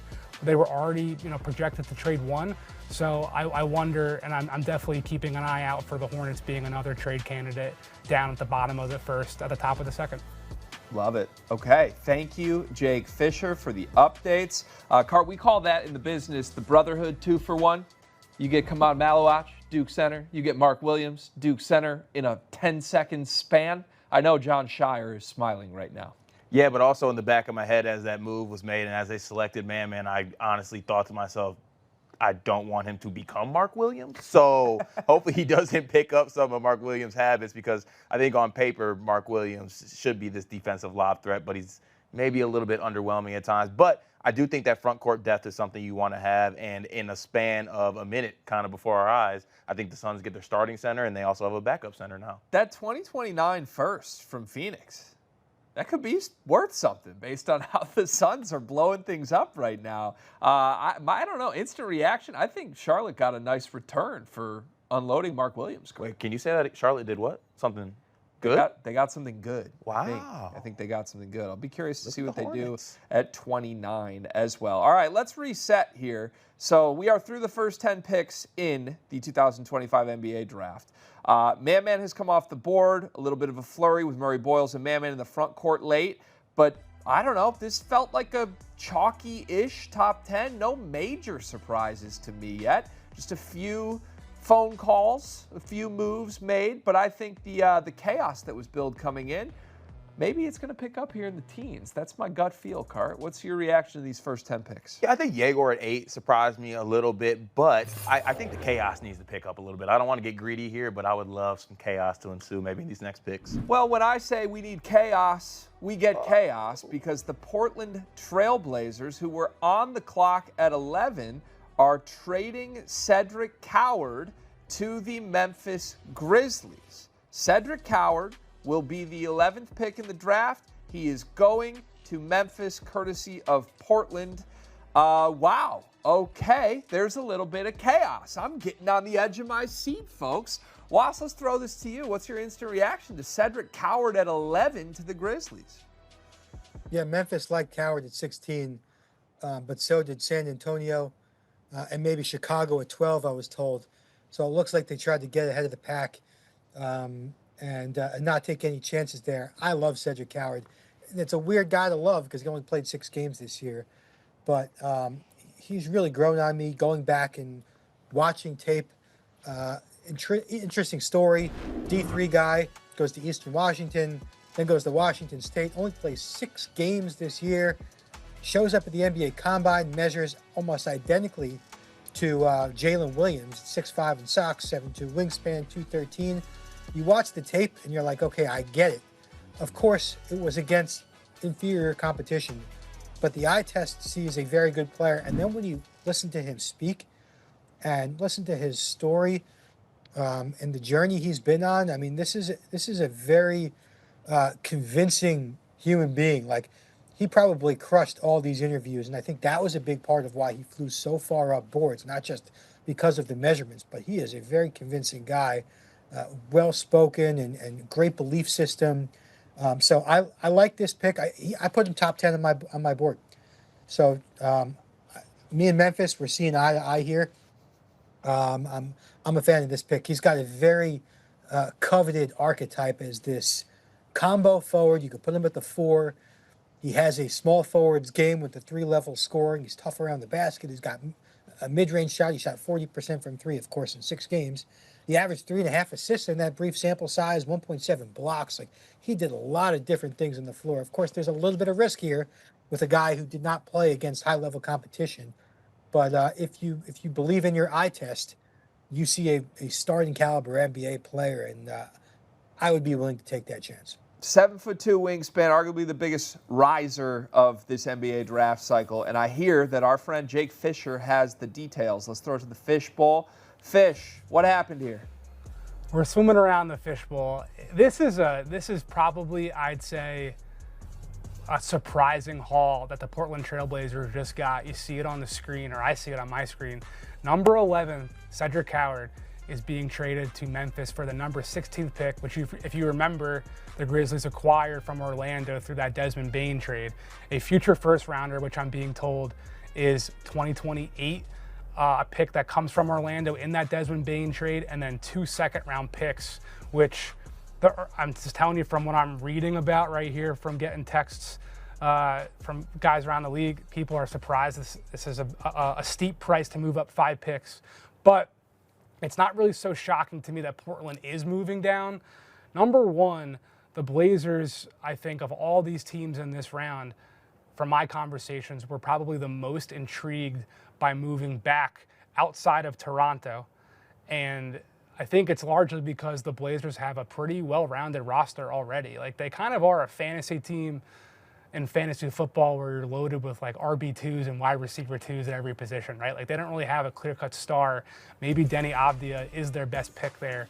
But I'd say largely the fact that they didn't really, and I'm getting word that Noah Esengwe is going to be the pick to Chicago at number 12 here. I think largely this is an interesting move for Memphis, being that they, of course, have a pretty big wing dearth after moving on from Desmond Bane. And I think also it's not really so shocking to see Memphis do this either, because the Grizzlies have such a history of moving up, moving down, trading out of the first round. If you recall, a few years back, they traded up to the number 10 pick and took Zaire Williams. So they were a very, very clear trade candidate. I'm surprised it's for Coward because I hadn't heard him. But to Wass's point, there was so much buzz that he was going 11 to 15. Like OKC at number 15, right before Memphis, I think, was really considered his floor. So that's really why Memphis had to get up this high to get him. There was buzz all over the place. But one thing interesting too, Cedric Coward, to my understanding, did not want to go to Portland. So it's funny that he is being picked by Portland, but then being sent out the door. So yeah, there's the Noah Esengwe news as well. And back to you guys. Thank you. Thank you, Fish. All right, well, just to quickly reset, Memphis getting a little bit of maybe guard/wing refill after the Desmond Bane trade. In comes Cedric Coward. And as Fish just reported, with the Chicago Bulls on the clock at 12, it is going to be Noah Esengwe. Let's throw it straight to Was here. Was, you've had Noah at the very top of your board Since very early in this show, I'm assuming you love this pick, but why are you so high on Noah, and what's your grade? Yeah, I'm really high on Noah. This is an A, but the second youngest prospect in the draft. 6'10", does a little bit of everything, and he keeps getting better in the skill department. Now, throw the skills aside, and he's still going to give you easy baskets, run the floor, defend multiple positions. He rebounds well. Again, he doesn't turn 19 until Christmas, and he's playing in the finals. Well, he just left his team, but he was playing in the finals of the German league and averaging double-digit points. And again, he's so raw. I mean, to be able to average double-digit points and really, have a limited skill level just tells you about his natural talent. Now he's so much room to grow as a shot maker, as a ball handler, but we always see every game a couple of these flashes, like you see the footwork in the open floor. He had a couple of nice stretches shooting from downtown, but he's just one of those guys who, no matter what, you look down at the box score and he's putting up numbers.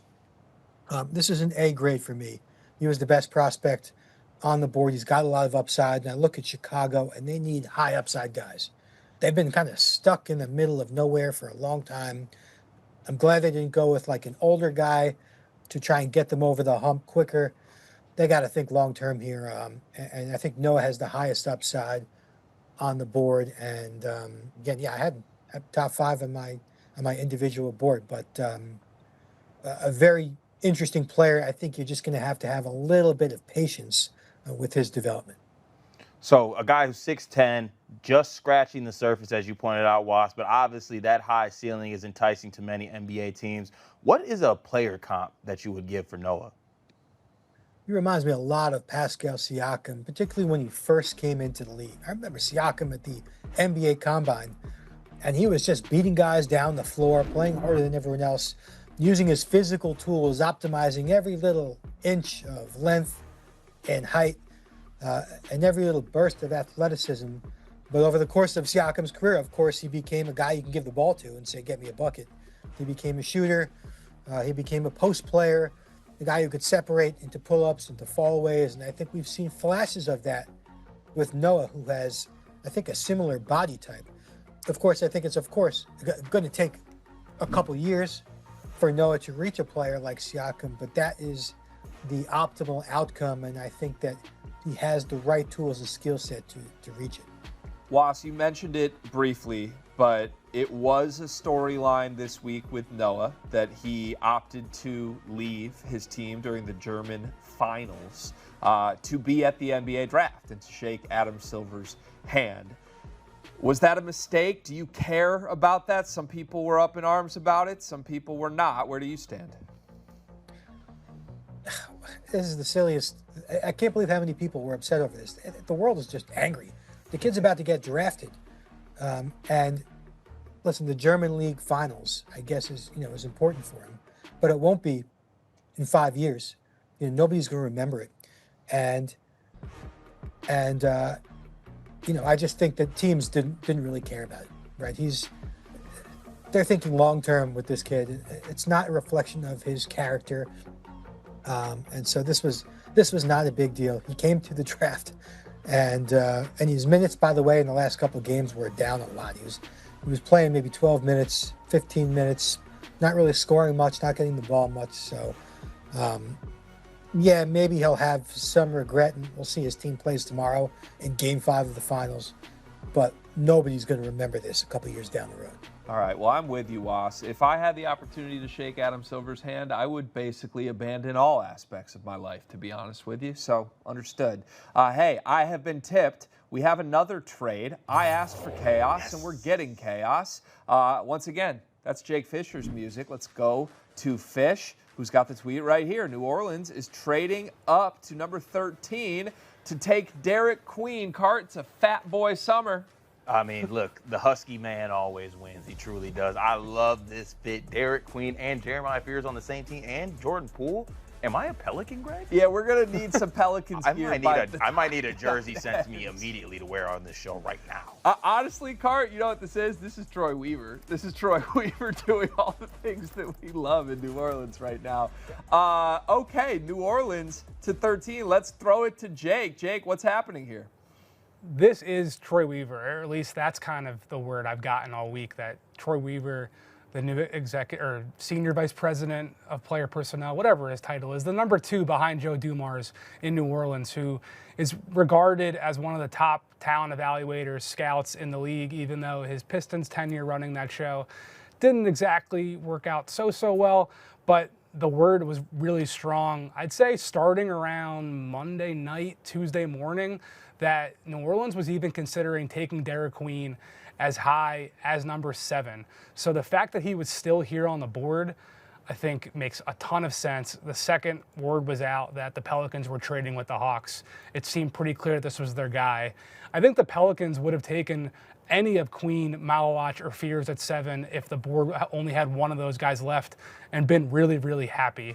So to come away with 2 of those 3 guys, and the only real cost so far, to my understanding, is a pick that they got, yes, this 23 pick that they got from Indiana for another future pick a year ago, and it's a 2026 first rounder. I think the price is fair, especially it's way cheaper than what we just saw Memphis pay to get Cedric Howard out of Portland. So I think the deal that New Orleans did yesterday for Jordan Poole that you guys love, on a value standpoint, a lot of my Cat friends around the league thought that was a little bit of a head scratcher.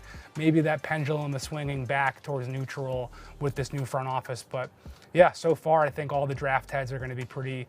I'm sure at the end of this night, when you guys have to pick winners and losers, a little tease for our viewers, I'm expecting you'll say the Pelicans are a winner so far. Thank you, Jake. Yeah, this takes me right back to a couple years ago. You mentioned Troy Weaver. He used to be the GM of our favorite team, the Detroit Pistons.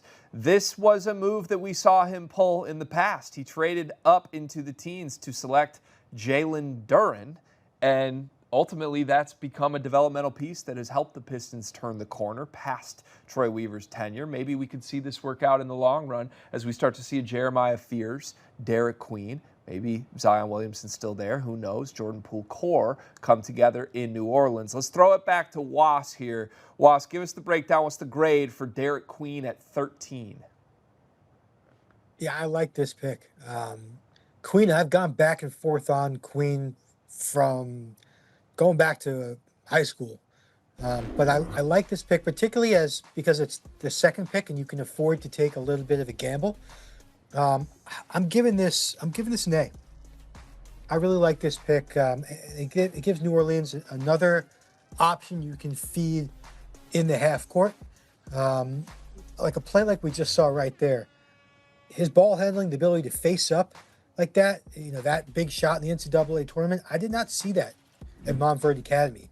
And that surprised me. And that's, we'll get to his comp in a second, but this is a reason why I think he's got more upside, offensive upside than I initially thought when he was more of an outdated, heavy-footed back to the basket guy. But he can face you up. He can handle the ball. Of course, he's got great footwork. He's got great touch with both hands. I think he's a very underrated passer. He processes the game very quickly. And so to give New Orleans another weapon like that after you get Fears. And again, Queen is a little bit of a high-risk, high-reward guy. But you can take a gamble like that after you get Fears 6 picks before. So very impressed with what New Orleans has done today after a questionable move yesterday. Derek Queen, a guy with high-level skill, like you stated, and using that frame. Kind of unique in his skill set, I think, is how a lot of people view him. What player comp would you give him, Was? He reminds me of Alperen Şengün, and that's probably a best-case outcome. But aside from the 2 inches in height, their scouting reports are almost identical. Right? These guys were one of the reasons Şengün wasn't so highly regarded, although I think he was a lottery pick, is he was kind of like a back-to-the-basket old-school guy who wasn't a great athlete. That's exactly what Queen was, at least coming into the season. But as we've seen in the NBA, Şengün has showed a little bit more face-up game, like right there. We saw more passing, a guy that get you 4 assists per game. And both of them have defensive limitations, but their offense is so good that it doesn't even matter. As long as you put them on a good defensive team, now New Orleans has to maybe add some more defensive pieces to make this roster more realistic contender. But offensively, I think that's a pretty good comp in terms of what they do well and how they defy the odds and kind of win with maybe more of old school games. His coach at Maryland, Kevin Willard, said it's like having a 6'11" point guard. Certainly with Şengün, you've seen signs of that through the years. So I like that comp quite a bit. I love what New Orleans has done in this draft, and I think Fish is right. We're going to see them near the top of our winners list when the night ends, barring some more surprises. Let's do a quick reset here as we are heading into the 14th pick. The San Antonio Spurs will be on the clock. But through the teens, I asked for chaos. We've gotten chaos. Cedric Coward headed to Memphis with the 11th pick. Noah Asenge ends up in Chicago, and then Derek Queen to New Orleans at 13. Reasonable upside bets from all three of these teams that have made moves into the teens. Car, which one do you like most? Which gamble is your favorite? I got to go with Derek Queen. I just think that he fits extremely well with that front court. I think he'll pair well with the guards that they have on that team. Also, Trey Murphy took a leap this year. He might be on the verge of stardom. And Zion Williamson, when healthy, people don't give him enough credit for how he can dominate NBA basketball games. If he stays healthy, you have this young, fun core in New Orleans that I think you can kind of bank on, making a run in the next coming years. Counterpoint quickly. I'm just going to do the thing where I play devil's advocate with you because I know you know that I love all of these players. Is it a little too fun? Is a pairing of Jeremiah Fears, Jordan Poole, Zion Williamson, and Derek Queen a little too fun? We avoid the two Bs. We avoid Bourbon Street, and we avoid beignets. And we'll be fine. We'll make it work. It's easier said than done for you and me, and Crazy. I think a few of the players we just named, but we shall see. They have my attention, that's for sure. All right, the San Antonio Spurs are on the clock at 14. Reminder, they already have Dylan Harper, who they selected with the second pick in this draft. Now their point guard room is full. Was, what should the Spurs be looking at here based on what's available on the board? I will say I had a source tell me before the draft that Johan Berenger wouldn't get past him at 14. We'll see if that is the case. You just draft Dylan Harper, so there's really not room for a guard here. I like Nick Clifford a lot. I think that Wemby is, at a point in his career where it's like, okay, let's start really winning games here. Carter Bryant is still on the board, and Bryant is somebody who had generated a lot of buzz in the pre-draft process. Kasparas Jakučionis is still there. I love Jace Richardson, as you can see, is my best available. But let's see what San Antonio does. Well, the pick is in. San Antonio has made their selection. With the 14th overall pick, the Spurs will be selecting Carter Bryant. So Johan Berenger does slide past 14. Carter Bryant, a ton of upside here. His one season at Arizona, he came on strong near the end of the season. An elite steals and blocks guy, a guy with enormous defensive upside, athleticism up there with the very best in this draft. Cart, what's the Carter Bryant breakdown for Spurs fans? I think a two-way impact player. What he can do as far as on the defensive end, I think really sets the tone for his team. And then he was able to show enough from three-point range. Only 105 attempts, but was able to knock it down at a 37% clip. And I think you look at Carter Bryant as a player that he's just scratching the surface. He started to play a little bit more towards the end for Arizona. He had the flashes. He has the frame. High pedigree kid, obviously a McDonald's All-American, top 20 recruit. And just overall, when you hear Carter Bryant speak, it's hard not to fall in love with the kid. He has a little bit of charm to him. I think he has his head on right. He's a competitor. Honestly, a culture fit here outside of the basketball stuff. Carter Bryant fits with the Spurs easily. Some big-time defensive potential when you start thinking about pairing Carter Bryant with Victor Wembanyama and the other pieces in the San Antonio Spurs front court. Was, what's your grade for Carter Bryant to the Spurs? Yeah, this is a B grade for me. I think he's I think he fits. I don't know what the pathway to high upside is for Carter Bryant. Listen, he's a good sized wing, crazy athletic. He's a shot maker. He defends well. I mean, he's a 3-and-D guy. I just don't know if I buy any creation to his game. There's no real playmaking. I do like the fit in San Antonio. I think, of course, they always do a great job of getting the most out of their prospects. And now with Harper and Fox and Wemby, he's going to go play to his strengths, which is what he did at Arizona, one of the reasons why he wasn't a high usage guy there. And so I think, again, he's going to be a 3-and-D guy for San Antonio, and those type of players, of course, are very valuable. I don't see any real star potential with him. But, yeah, he could be a starting small forward in the NBA for a long time. It's a pick that makes sense from a fit perspective massively. I mentioned the defense, but I also think with all of these guards, especially if Dylan Harper is what you believe him to be, sticking it to, you need some guys that can affect the game without the ball in their hands, and I think Carter Bryant is exactly that. So, I don't know, I'm talking myself into this as we go here. Was, what's your player comp? I went with Marcus Morris. That might seem a little bit odd. I'm sure you guys, if you have any off the top of your head, throw some out there. But Morris, to me, is, was kind of a 3-and-D wing who brought some defensive toughness. He could score, but you'd never give the ball to Marcus Morris and say, go get me buckets, be a top option for me. I think he's a complementary scoring weapon. But really, he's just a good, solid 3-and-D role player who never really, never really hit a lot of upside, never really unlocked a lot of creation to his game to make him super valuable. Just a good, solid role player who lasted a long time playing to his strengths, and that's kind of who I picture Carter Bryant being. All right, I like that. We're familiar with Marcus Morris from his days with our Pistons, Cart. Do you see a Marcus Morris path for Carter Bryant? I do see it, just like Was pointed out, with the role. A guy you can just kind of put out there, maybe put at the small forward spot. He will compete. He will defend at a high level. He will be someone who I think will affect and do things that contribute to winning basketball.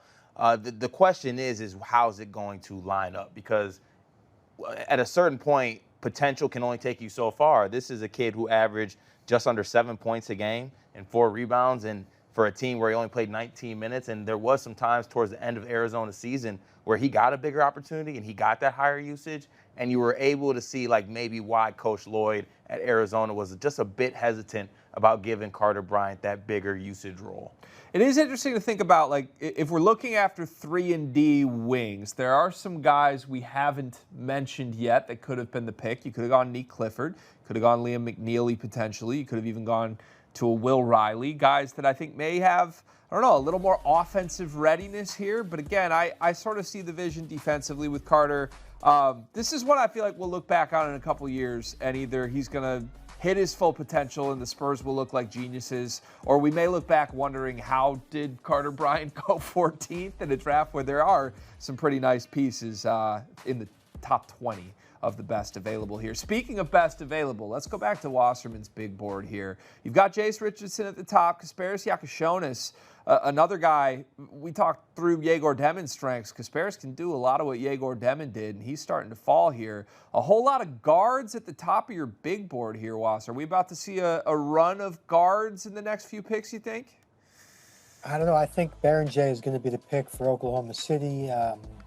Maybe they'll try and stash him, save a couple bucks for next year, because realistically, no rookie Oklahoma City takes is going to be playing on that championship roster. So, and by the way, Oklahoma City doesn't really usually pay attention to needs or fit in the draft. They take their best player available, even if it means logjam, like Nikola Topic last year. So let's see what they do. If they go guard, if they go old, if they go international, a lot of options here.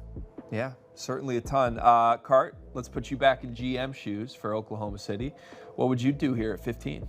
I think Baron J would actually be a good pick for them, a guy who was a high blocks guy in the Adriatic League. I think he's just scratching the surface on what he can do, a developmental piece, I think, because right now Oklahoma City, obviously coming off their championship, I think they are still trying to build. The team is still young. There's going to be people that are going to have to get paid too coming up here, obviously. So I think the Wasp is kind of on the right mark here with the fact that they might take a guy like Behringer and possibly stash him for a year or two. All right, it will be interesting. The champs on the clock. Has Sam Presti missed? When's the last time Sam Presti missed? I'm not sure. Do you think Sam Presti's going to pick up like a 2037 pick right at this spot? It would be enticing if that presents itself as an opportunity. We'll see. I actually want to do a quick moment where I want to make a case for the guy atop Wass's big board right now, Jace Richardson.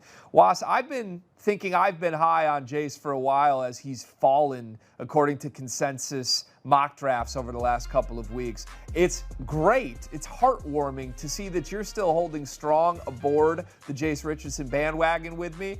I would love the fit for him on a contender-type team, a team that isn't going to ask him to do too much, but maybe come impact games off the bench and make his shots from outside and guard.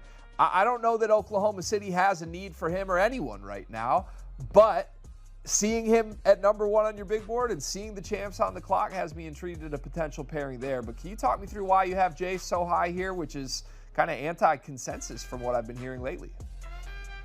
Knows how to play, big-time shooter. I think tough defender, one of the best finishing guards in the draft.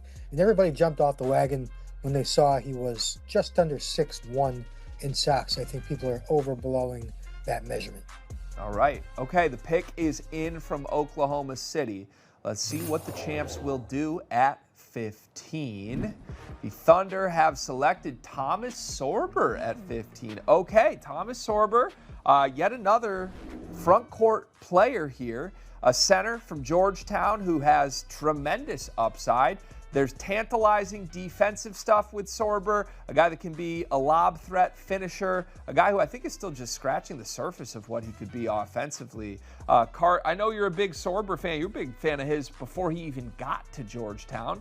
What if the Thunder got in here with Sorber at 15? I love this pick for the Thunder. I mean, I think you have a 7-footer who, when he was healthy for Georgetown, he was a double-double machine. As you just see, under 15 points, almost under 9 rebounds a game. He was efficient. I think he's just scratching the surface of what he can be as a basketball player. And you look at this for the Thunder roster, you have Chet Holmgren as the starting center, and then you have another 7-footer in Thomas Sorber who can come off the bench and contribute to that team. I think that this is a really good spot for Sorber, a really good franchise for him. And I think that, he can be a contributor in that front court, depending on how the roster kind of plays out here. Was, what would you give a grade on this pick for Thomas Sorber going 15 to the champs?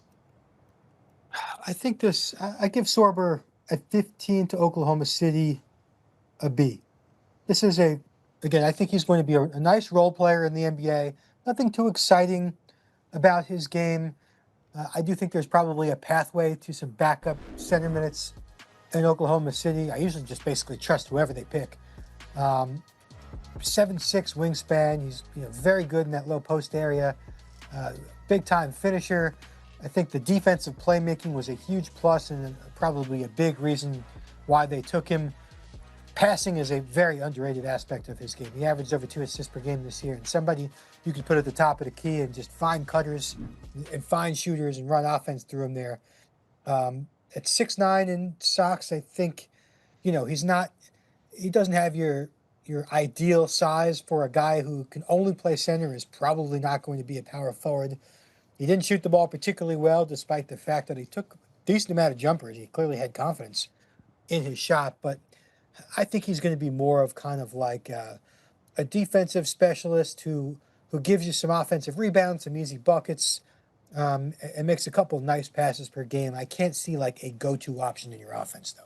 Yeah, 6 for 37 from 3 in his 1 year at Georgetown. So still working on the jumper, even though he did get the attempts up. What's your player comp you like for Thomas Sorber? I've compared him to Onyeka Okongwu. I think that's the type of guy he's going to be. I think similar to Okongwu, they were post players who measured a little bit smaller than NBA guys would hope for a center who's not really a shooter. But I think that's what his role is going to be. And Okongwu has turned into a nice pick and roll finisher, offensive rebounder, cleanup guy, high energy around the hoop who brings some defensive activity. But again, not a go-to option in your offense. But if you're Oklahoma City, you don't really need that. So somebody you can rely to come off the bench and make some plays without really needing your number called. I think that's who Sorber's going to be. One thing I loved about Sorber in his 1 year at Georgetown, he was on the floor a ton. I think he played 31 minutes a game. And for being an undersized big, a guy who does block a lot of shots and impact the game defensively, was never in foul trouble. Averaged just 2 fouls a game. I do feel like that could translate even in a bench role at Oklahoma City. Games where maybe Chet Holmgren gets into early foul trouble, Thomas Sorber can eat some minutes and still give them some rim protection in the front court. Cart, what do you think his role will be at Oklahoma City? Is he going to be in the rotation immediately for the champs? You know, I don't know if he will be in the rotation immediately. Obviously, they have Hartenstein. They have Chet, who's going to have a full offseason of getting healthy as well, coming off that hip injury he had during the year this year. But they can bring along Sorber slowly. And look, to your point, for a young big to not foul, that is something that is a skill in college basketball. I think it points to his basketball IQ. I think it points to the timing he has defensively. He was always in the right spot on top of being a really good shot blocker. I just think there's a lot of room for him to grow. And to Wass's point, I really like that comp for Onyeka, who has really turned into a pretty solid big in the NBA in the past couple seasons. All right, we are to the 16th pick in the first round. Remember, this was supposed to be Memphis picking 16th, but Memphis has moved up with Portland to get Cedric Coward already. So this pick will go to Portland, barring any additional changes. And good luck to the teams drafting in the second half of this first round. If you had some of these front court players on your big board, we've seen a flurry of the best front court players in this draft class come off the board already. Yohan Beringer is still available. That's probably the best front court guy. Austin Newell as well, another name a lot of people like. But at some point, some of these guards are going to have to start coming off the board card. Yeah, but it does bring somewhat of a tear to my eye to see the front court players get their love. It's not all about the guards, man. You got to have the guys down low, and I think that NBA teams are taking recognition of that. A lot of big wings have also come off the board as well.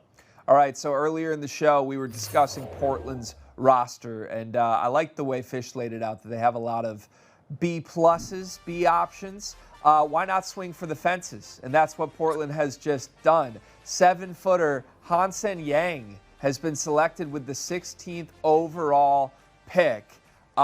This is the shock of the draft at this point. This is a fascinating player. I'll let Wass speak to it more. There are some jaw-dropping visuals with Hansen. He got people's attention at the Combine, and you can certainly squint and see some massive upside. But at 16th in this draft, I don't know that anyone saw that coming. Wass, what's your instant reaction to this? Wow. I mean, this is I got a call before the draft saying I think you got to move him up. Brooklyn's eyeing him at 36. This is 20 picks earlier that he went. Yeah, this is the big shocker so far. This is probably based off what he did at the NBA Combine, which was showed that he belongs. Listen, I did not have him this high, not even close. So I personally, based in a vacuum, I got to give this a C+. I think it's a reach. You probably could have got him later, but I do understand the philosophy of going out and being aggressive and getting your guy. And so Portland obviously has a lot of confidence that his game is going to translate from China, where the level of athleticism is, a 3 compared to a 10 in the NBA. But listen, again, let's talk about what he does well. He's a highly skilled 7-footer. I think he's 7 foot in socks.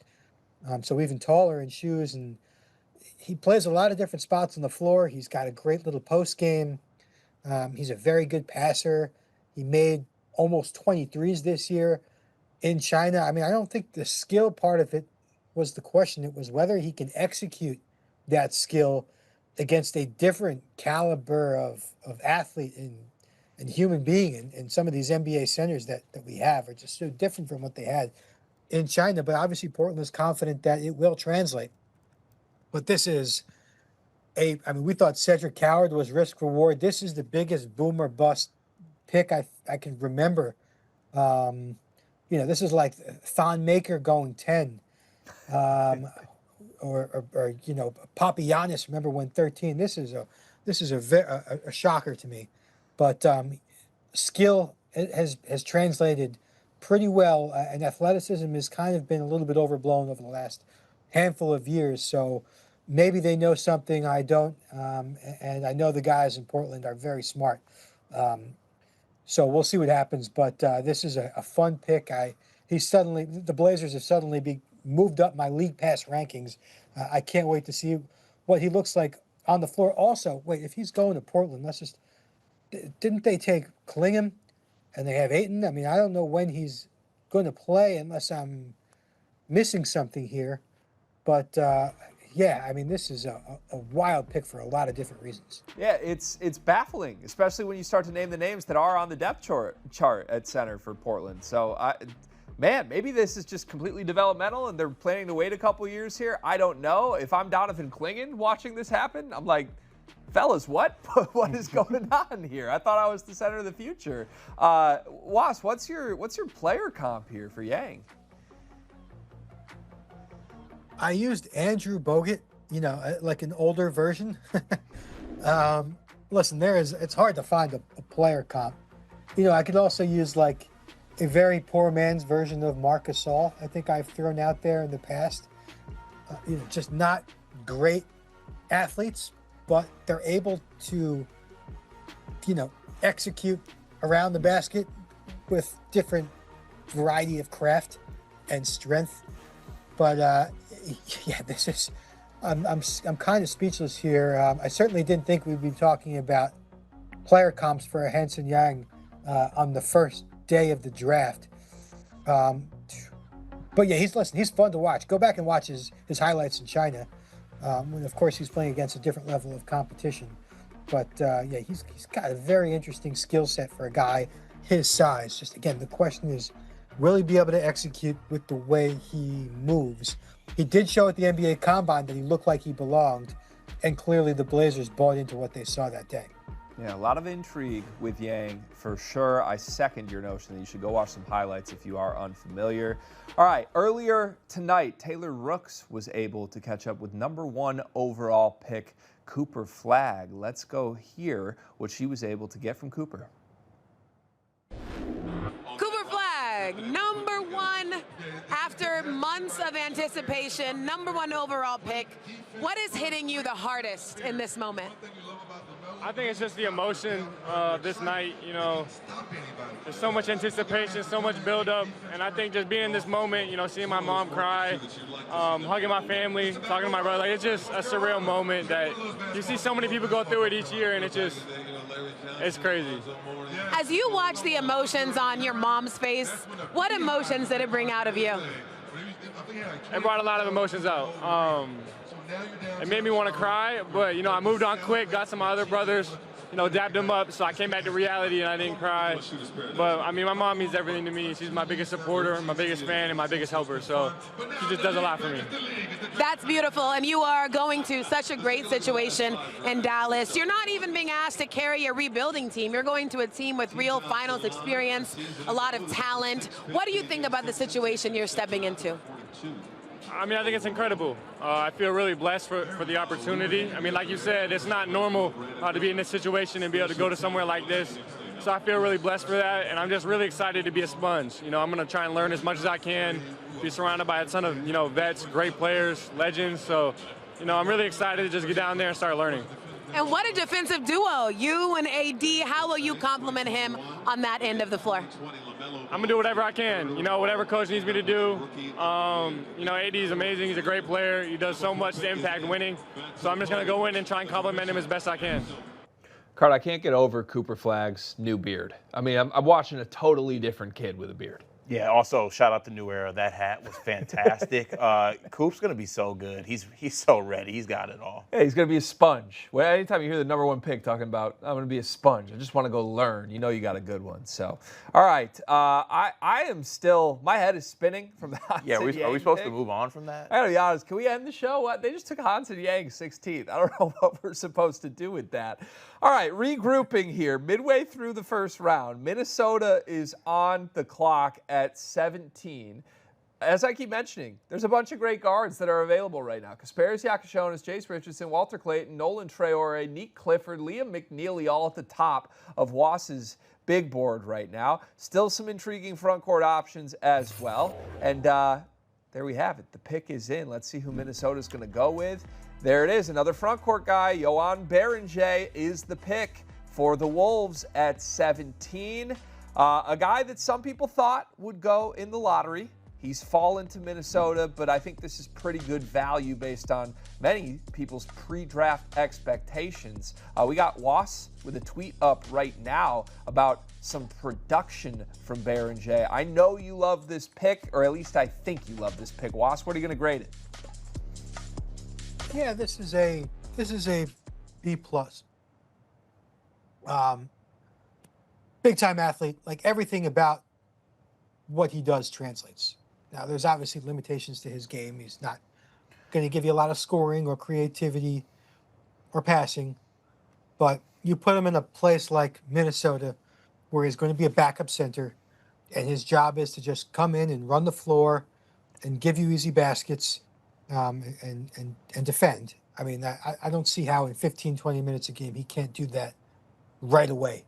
He was doing it in Slovenia, playing 20 minutes a game with an 8.5% block percentage. Again, there's a lot of guys just like him out there, and there's just a high translatability when it comes to 7-footers that move like him and have that type of production, particularly in a pro league. So I like the pick. I guess they needed some depth at that center position, and they'll get it in the form of defense. Yeah, a defensive rim-running big, I feel like, is something a lot of NBA teams are looking for nowadays, and I think that Berenger is certainly a player that could fit in that mold. What is the player comp that you would have for him, Wass? How about Nicholas Claxton? A rim protector who can switch out away from the basket. I think that's what his value is going to be. There were a couple flashes of like what Claxton just showed, and he's only 19 years old, so there is some, extra offense he can add. And he did make a couple of those little mid-range jump shots over the last few weeks. But I think Claxton is out there really to defend away from the basket, like you see there, protect the rim, and that's what I think Berenger is going to hang his hat on, and that's what's going to make him money. Oui. I've been waiting on that the entire time. I got to be honest, just trying to throw a little French at you. So earlier tonight, we speculated that there was a possible pairing between Berenger and the Spurs. And in my head, that was interesting because you're pairing French center with Victor Wembanyama. Instead, he ends up in Minnesota, where you're pairing French center with Rudy Gobert. In theory, I don't hate that. From a mentorship perspective, Rudy Gobert, another French big, possibly going to take Berenger under his wing. Do you think that could help Berenger get off to a good start in Minnesota, Cart? I do. A young kid far away from home, some familiarity, obviously, with Rudy Gobert there. And, for the people out there who find it a little bit fun to poke at Rudy Gobert, he is a high-level defensive player of the year in the NBA, made a lot of money. I think there's certainly things that Berenger can learn from him. And, having that familiarity, like I said, being a young kid that far away from home in the grown man's league, which is the NBA, I think having that, that his country-mate with him will go a long way. Are we going to talk about the elephant in the room? Are you calling me an elephant? How do you say elephant in French? Do we know? Somebody elefante for me. Anytime you can take a center that averaged 4-4 in the first round of the NBA draft, don't you have to do it? Yeah, but what if that 4-4 becomes 10-10? I mean, those were your Albion numbers. Respectfully, look it up, folks. Look it up. Look up Greg's. There's nothing there.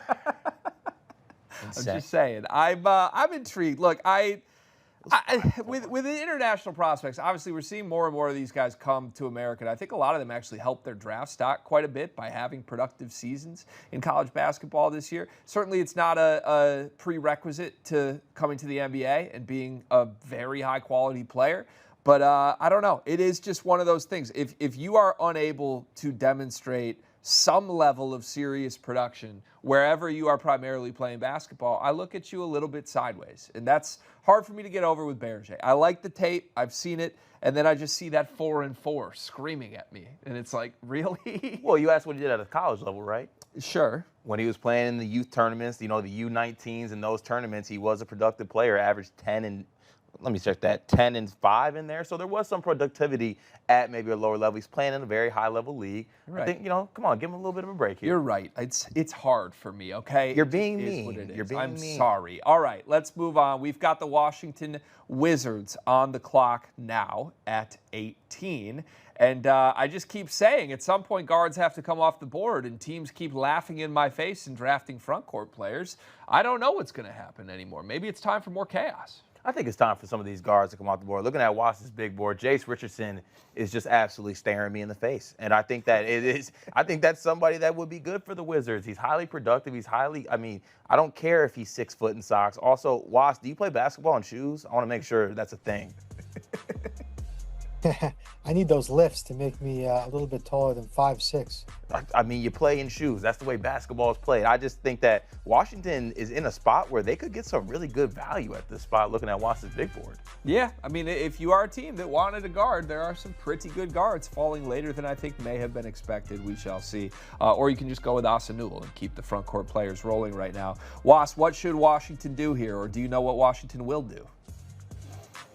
Man, I would go with, I guess Bub Carrington is probably a big part of their future, and now Trey Johnson is their starting shooting guard.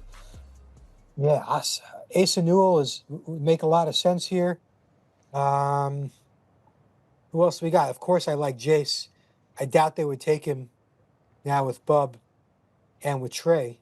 Yaku Chonis is, I didn't expect him to be here, but again, you got your two guards. Liam McNeely is an option. To give you some shot making. I love Walter Clayton, but again, hard to pick another guard here. So let's see what they do. Yeah. All right. Well, we have news that the pick is in. The Washington Wizards selection at 18 is on the way. Walter Clayton, national champion. He was Mr. March this year. He dominated in the clutch, timely shot making, explosive step backs. And when he gets going, he is just an unstoppable scoring dynamo. Carr, what is your take on Walter Clayton here to the Wizards? An elite shooter, an elite scorer of the basketball. Greg, we grew up watching the Kemba Walkers of the world make the run with UConn. Walter Clayton's run with Florida to the national championship, it gave me that same fuzzy feeling inside. I think he's a guy that can score at an extremely high level. The shot making is timely. And also, when it got to close and they needed someone to make a play, Walter Clayton said, "It's Walter Clayton time. I got us. Gator boys, stay hot." I'm a big fan of Walter Clayton. Was, what do you give the grade for Walter Clayton going to the Wizards at this spot? I give this an A-. And I know I just talked about, having too many guards and finding time, but the Wizards are starting from scratch.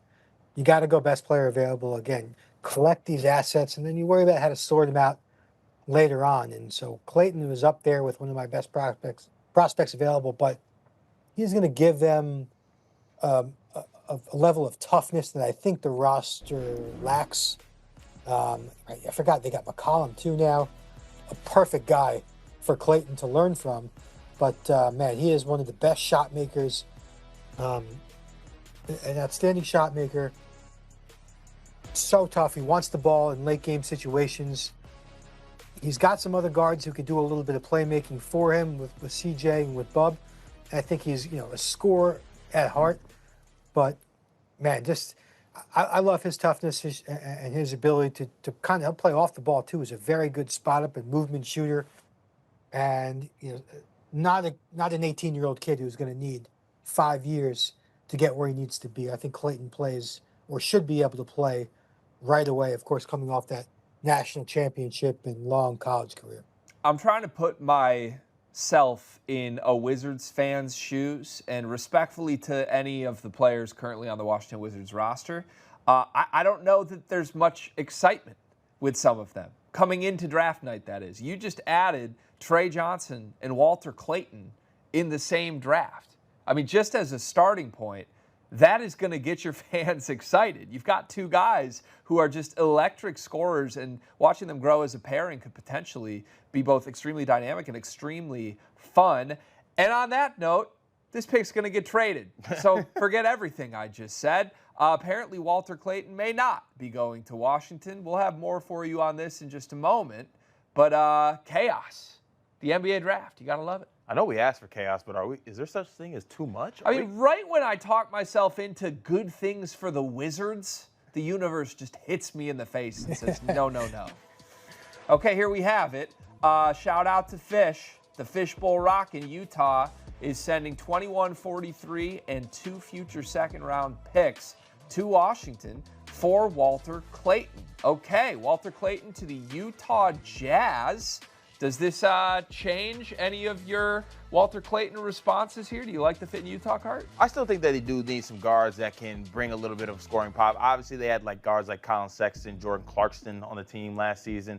But I do think Walter Clayton can bring a little bit more because he kind of gets labeled as a scorer, but he did some really good things passing. You look back to that national championship game, his shot wasn't necessarily falling. He was still able to impact the game, get others involved. I think Walter Clayton is a very underappreciated guard, which is crazy to say for someone who won a national championship and was the best player on that team. I think he brings some good value to Utah. Take everything I said about Trey Johnson and Walter Clayton and apply it to Ace Bailey and Walter Clayton. The point still stands. Utah, you're very excited. Let's go to the Fishbowl. Let's get Jake Fischer in here. Jake, please help us make sense of what is happening here. Yeah, I mean, you guys talked about chaos. We were expecting so many of these trades to be, of these picks to be open for trade, again, from 9 on down, and we're still expecting there to be plenty of trade opportunity. Utah definitely had clearly designs on taking Walter Clayton at number 21. There was some fear that he would go as high as Washington. There was even some fear he'd go as high as number 17 to Minnesota. The Jazz, I think, were also a spot that, depending on who was going to be on the board at 21, that certain teams thought could be a trade out entirely for a team like Sacramento, which, if we're trying to keep our viewers at home prepared for even more possible movement down this board, that's still a missing piece here. The Kings have been calling agents for days now, saying that they expect to have a selection somewhere in this range. Now that we're getting into or approaching the early 20s, and another team that is purportedly, according to my conversations, looking for a late first-round pick is New York, the Knicks as well. So there's still going to be more opportunity. Brooklyn's got 4 more picks upcoming, right? They're on the clock here at 19, then they've got 22, 26, 27. So there is plenty of more trade opportunity. I think Boston at 28 is another trade potential out or up. So there's a lot still to come. But with Clayton too, I think that notably is a guy that was supposed to be a Sacramento target. So Jace Richardson is going to be my prediction as of now. If we do see the Kings move into a late first-round pick, that's my hunch would be that Jace Richardson is the leading candidate for that spot. But for now, the Jazz, I think, are super happy to get a lead guard here. They were, as we talked about, a team that really liked Jeremiah Fears and Trey Johnson up at number 5. And I think they were a team that was even talking to Sacramento about Devin Carter, the number 13 pick from a year ago. So they get, a real potential starting point guard here. There's some questions, I know, in Jazz land about if Keontae George is more of a backup guard than the starter that I think they thought he could have been at some point in times during his rookie season. And we're going to just keep seeing how all these trades unfold. But Brooklyn now is another really hot spot to watch, right? They've got 4. And no one was expecting them to take 5 rookies out of this. I think there's a chance that they do end up overall having 4 rookies coming out of tonight's draft. But yeah, 25 Orlando, 24 Oklahoma City. The Thunder, I think, are probably even most people's picks for the number 1 most likely team to be trading out of this range. So we're just getting started. We could see, a handful of more deals. So stay tuned. It's really starting to pick up. So what you're saying is we should keep you on standby, Jake. That's what we'll do. Thank you as always. I'm here all night. Well, lovely. Thank you for the intel. Was, I want to throw it back to you. What's your player comp for Walter Clayton? How about Peyton Pritchard? I think that's like a realistic outcome. Of course, there may be a higher upside outcome like Fred VanVleet is somebody out there now, but I think Pritchard is realistic, where he's going to bring toughness and shot making, a little bit of playmaking. He's a little bit undersized as a scorer, not really a true point guard, but I think that's the type of role he's going to play. We got to see what Utah does. They got a lot of guards now, and none of them are like obvious keepers, right? We're still trying to figure out who Collier and Keontae George are. You still got Sexton there and Clarkson. So if they keep these guys, I think off the bench, Clayton plays that Peyton Pritchard role.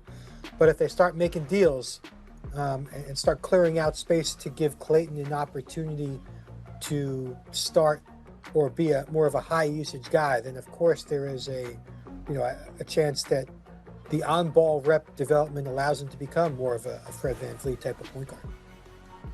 I like it. Peyton Pritchard, a guy who has helped win NBA championships, or NBA championships, singular. But Walter Clayton, a championship-driven guard as well. Okay, let's recap what's going on here in the teens. Cedric Howard, Noah Senge, Derek Queen, Carter Bryant, Thomas Sorber, Hansen Yang, Johan Berenger, Walter Clayton. Now we're back to the Brooklyn Nets here at 19. Brooklyn's got a bunch of picks before this round concludes. Brooklyn took Yegor Demon at 8. That was one of our earliest surprises. Card, I don't know if you're thinking what I'm thinking here. There's a name that has fallen to 19 that has a history with Yegor Demon and a game pretty similar to Yegor Demon. And now I'm thinking about Brooklyn possibly trying to pair Kasparis Yakashonis with Yegor Demon. It may seem completely unorthodox, but that's something I never would have thought they had a chance to do coming into tonight. And consider me intrigued, my friend. To be a playmaker, you got to have guys that make shots. So the Nets might want to get someone that can do that for the playmakers first. Well, the pick is in for Brooklyn. They're taking Nolan Traore. Okay, it's a different international point guard than the one that I just campaigned for. But, okay, 2 Brooklyn Net selections tonight, 2 different international-based point guards, Yegor Demon and Nolan Traore. Cart, point blank, is this fit something you like? I'm confused by this one. I kind of am. I just thought that, obviously I like Traore as a prospect, as a point guard, but with the Yegor Demon pick at number 8, you seemingly need him or want him to have the ball in his hands, have him being a playmaker. I don't really necessarily know how those two fit together. Maybe you try to play Yegor off the ball, but I don't know if that works because he needs the passing to really kind of get to his ceiling. I'm a little bit confused by this one, Was. I'm interested to get your grade on this pick. It took me a second to remember that they did take Yegor Demon at 8. In a vacuum, I would have graded this pretty high, but it's hard to picture a fit here, like you said. This is a B. This is a B minus. This is a B minus. I mean, these are 2 guys who need the ball, and neither of them offer a lot of value off the ball. But let's just quickly talk about Traore and what he does, and he's ahead of his age in terms of how he can manipulate defenses and set the table and play make for teammates. A 45.0 assist percentage overseas at 19 years old, starting in Pro A. So he's a very mature point guard who needs to improve his shot, who's not super athletic. But over the course of this season, we saw better shooting. We saw some adjustments as a finisher. So I do think he's got starting point guard potential.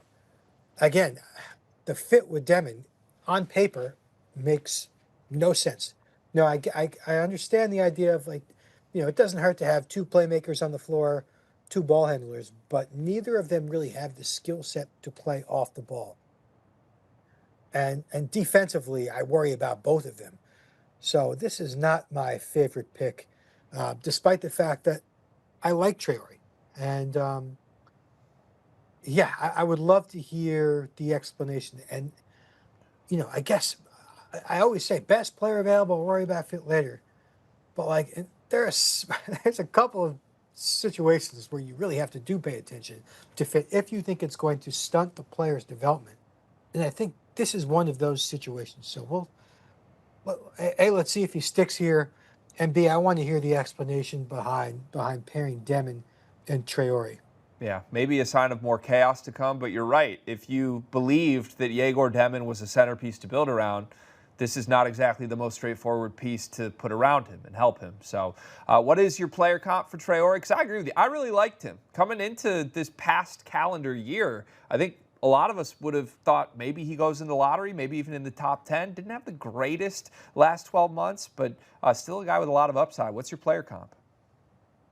This is kind of like Lonzo Ball is what he reminds me of, where he's just not really like a breakdown guard.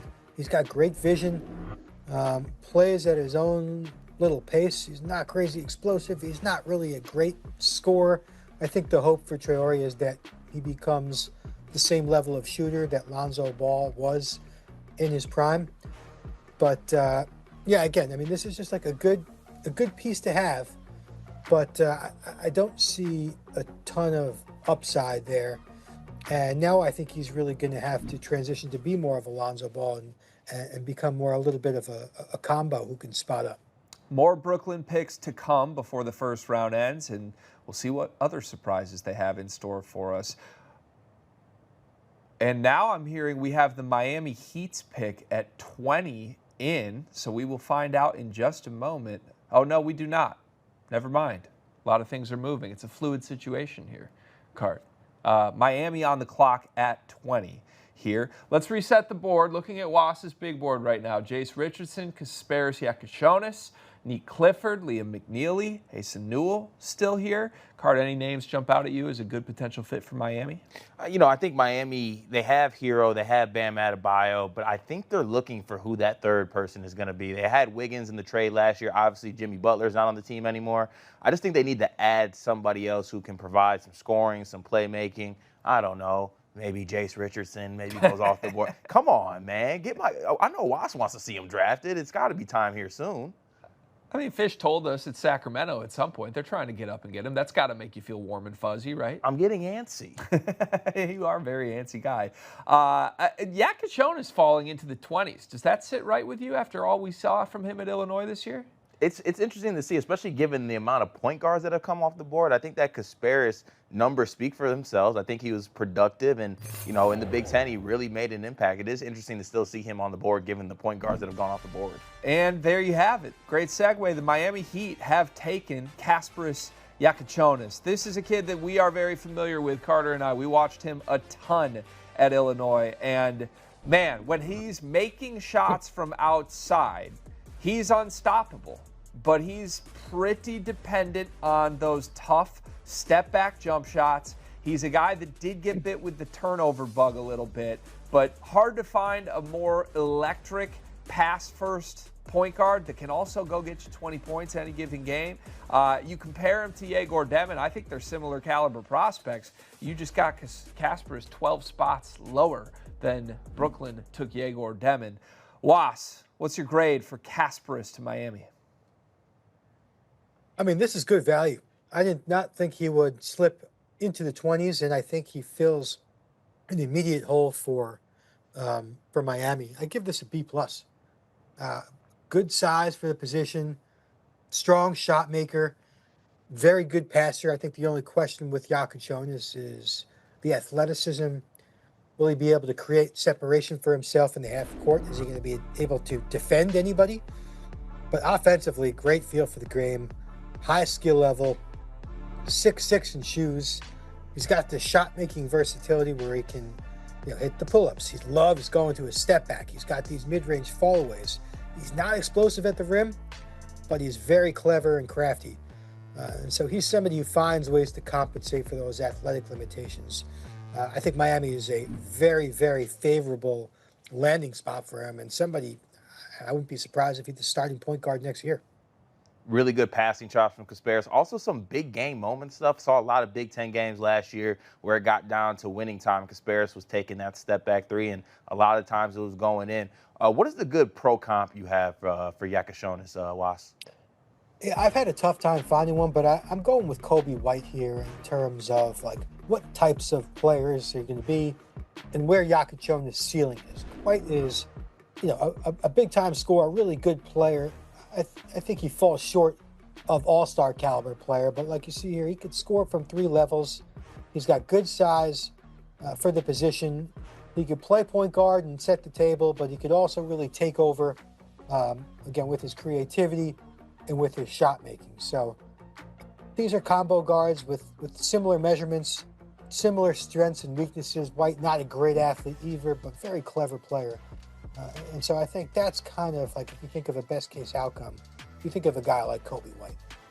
He's a kid that I think good NBA players are going to love playing with, because of his creativity, because of his unselfishness, and because of his fearlessness. That's something we heard Brad Underwood constantly go back to and praise in his 1 year in Champaign, was he had never coached a kid that was so unafraid of the moment. Get down to winning time, and Kasparas was going to make the play, whether that was good or bad, depended on whether it was a turnover or a made step-back jumper. But that's something you can't teach. It's something we criticized Yegor Demon for earlier in the show, kind of just hiding in those moments. You're never going to have that issue with Kasparas. And this is a kid, I'll be honest with you, I'm rooting for as he gets to the next level, because I was just so impressed by what he did at Illinois last season. All right, we've made it through the 20th pick. We are 2/3 of the way through the first round right now. There's your recap of the second portion of the first round of the draft right now.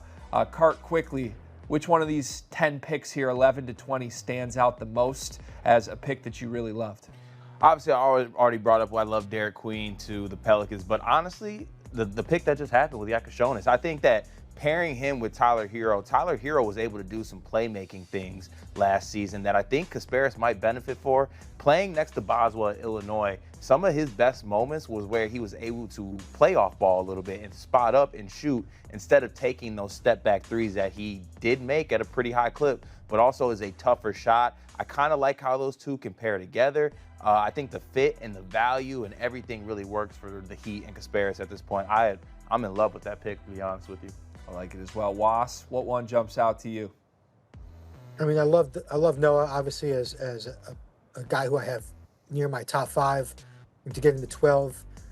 I mean, the Cedric Coward selection and trade was really interesting, because Memphis, I always say it's really hard to have a lot of confidence in Coward, considering he only played 6 games. But Memphis had so much confidence that they moved up and then traded another first rounder, if I have that right. So to have that much confidence in the guy, I'm telling you, this guy sells himself very well in the interview room and comes off as somebody, in terms of like his character, as somebody who's going to maximize their potential. And given his physical tools and skill set, he has a lot of potential.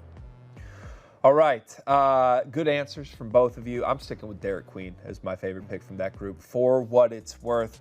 Hey, I'm getting word we have another Taylor Rooks interview. She was able to sit down with Dylan Harper, the San Antonio Spurs selection at number 2. Let's throw it to Taylor.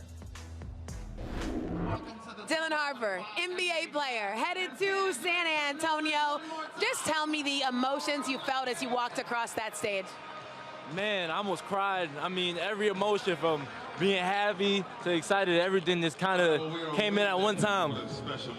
Your dad was talking about the possibility of you teaming up with Wemby. He said it could be special. Just how special is that duo going to be? Man, it's going to be very special. I mean, Wemby, what point guard would not want to play with Wemby? I mean, he's everything you want in a big man. He does everything, and, he's just one of a kind. The Spurs, they're pretty deep in the backcourt with now you, De'Aaron Fox, Stephon Castle. What conversations did you have with the coaches in the front office about what your role could look like? I mean, the game is just going to open up so much for everyone because, when you got so many ball handlers and so many people you put in that position, I mean, anything is possible. So, just going out there and just playing freely and just playing my game. And tell me what specific work that you've put in to grow your jumper, and where do you feel like it's taken the biggest leap? Definitely, I feel like off the dribble, off the catch, really everywhere, and just keep on repping it out until it gets consistent, it gets like a blink of an eye. I could listen to Dylan Harper talk all day, too. That's a kid that you just admire the confidence of, Cart. Yeah, I think they got a really good player going to the Spurs, and they got a lot of fun guards on that team, and I think Dylan Harper is going to be a part of that kind of young guard core they have over there. All right, we are into the 20s. The 21st selection will be made by the Washington Wizards, and we have word that the pick is in. And, oh, hey, it's Fish breaking this news. Shout out to Jake Fischer. Will Riley will be the selection for Washington at 21. Back-to-back Illini products coming off the board, Kasparis, and now his teammate Will Riley. Will Riley really emerged late in the season. A kid that started the year coming off the bench, had this just enormous month of November early where he couldn't miss a three-pointer. Really slumped in the middle months of the season, but rounded out nicely, finished his season on a high note, and I think he deserves cracking the first round here, Carr. What is Washington getting in Will Riley? Yeah, I think Will Riley, being a reclass player, I think that he had to kind of discover his game a little bit more towards the second half of the year. And late in Big Ten play, he showed some playmaking along with the scoring ability that he has. That, you know, obviously the three-pointer struggled a little bit towards the back half of the Big Ten play. But if that is more so what we saw early on, combine that with the steps he took playmaking and in other areas of the game, Will Riley is a very intriguing wing prospect that I think the Wizards are going to have a lot of fun kind of seeing him grow over the next couple years. Was, how do you feel about this pick? What would you give a grade for this one, Will Riley at 21 to the Wizards? Yeah, I've done like a lot of mock drafts, and the majority of them I've put Will Riley going to the Wizards. I think it makes a lot of sense for Washington to get another scoring prospect like this. I give this is a B+. Like you said, his development really started to come alive later in the season. A big wing who can get his shot from three levels. I'm not worried about the shooting. Going back to AAU, you can see that he has deep range. He's got great touch in the mid-range, and somebody who, despite his frame, he's pretty strong around the basket. You guys nailed it. The playmaking came alive later in the season. I think that it could be a very interesting part of his game if it continues to develop. As a guy who measured very well, 6'8" in socks, that was bigger than what Illinois had him listed at. And there's just there's certainly a lot of scoring upside and a lot of offensive upside if he continues to make these strides as a guy who'll be around 6'9" in shoes, who's got three-point range, who can create his shot in that mid-range area and finish through contact down low and maybe work as a pick-and-roll ball handler and set the table for other guys. So I still think right now he's more of an idea, but the finished product of that idea can be very valuable if his development goes in the right direction. The way you call him an idea, it totally makes sense. I mean, you will find games of Will Riley where he's the best player on the floor, and he just is this unstoppable scoring machine. And then you'll watch 2 straight weeks of Will Riley in between great games, wondering why that doesn't happen more. But he's so young. That's the thing. He's got time still, and I think he's going to have some opportunities with Washington, with some of the veterans that they've added, to kind of come into his own at his own pace. What's your player comp for Will Riley, Was? How about another Wizard, Keyshawn George, who was a first-round pick last year? And again, their scouting reports are very similar. Look at these numbers here, almost identical. These are big jumbo wing scorers who can handle the ball, but really have no advantageous length. They're not very explosive, but they're high-skill guys with really good positional size, who can almost play a little bit of point wing. We saw George do that at Miami, and we saw these flashes of Riley do it at Illinois. And so, again, I think I used the same exact phrase that we just talked about. George was like an idea. Everybody kind of pictures what he's going to look like in 5 years. He's not even close to being that idea yet. But again, a big wing that can handle, that can pass off the dribble, that's got three-point range, that's a three-level scorer, and really struggles with explosiveness and beating guys off the dribble. I think their scouting reports are very similar. Fitting that Will Riley comes off the board right after Kasparis Jones. These two were tied together for better and for worse in their 1 year at Illinois. These two came in together, two extremely talented kids. And I think as we talk through Will Riley's playmaking, it's worth remembering part of the reason we didn't see more of his playmaking at Illinois was simply the fact that Kasper Siakishonis was next to him, and he's such a high-level playmaker. It kind of pushed Will Riley off the ball a little bit. Carl, I'm going to ask you a tough question here as someone who watched a lot of Illinois this past year. Which one of these two would you bet on to have a better NBA career 10 years from now? Why would you put me in that position? I love putting you in tough positions. I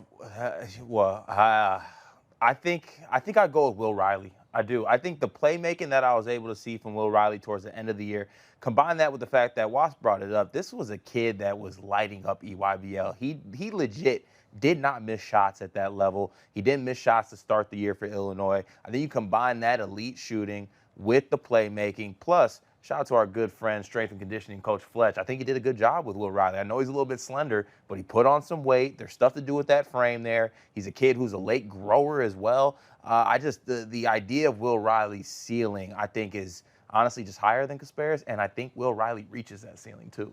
Yeah, I wanted to come into the draft with the same answer as you, but I'll be honest, one of them is with the Miami Heat, and one of them is with the Washington Wizards.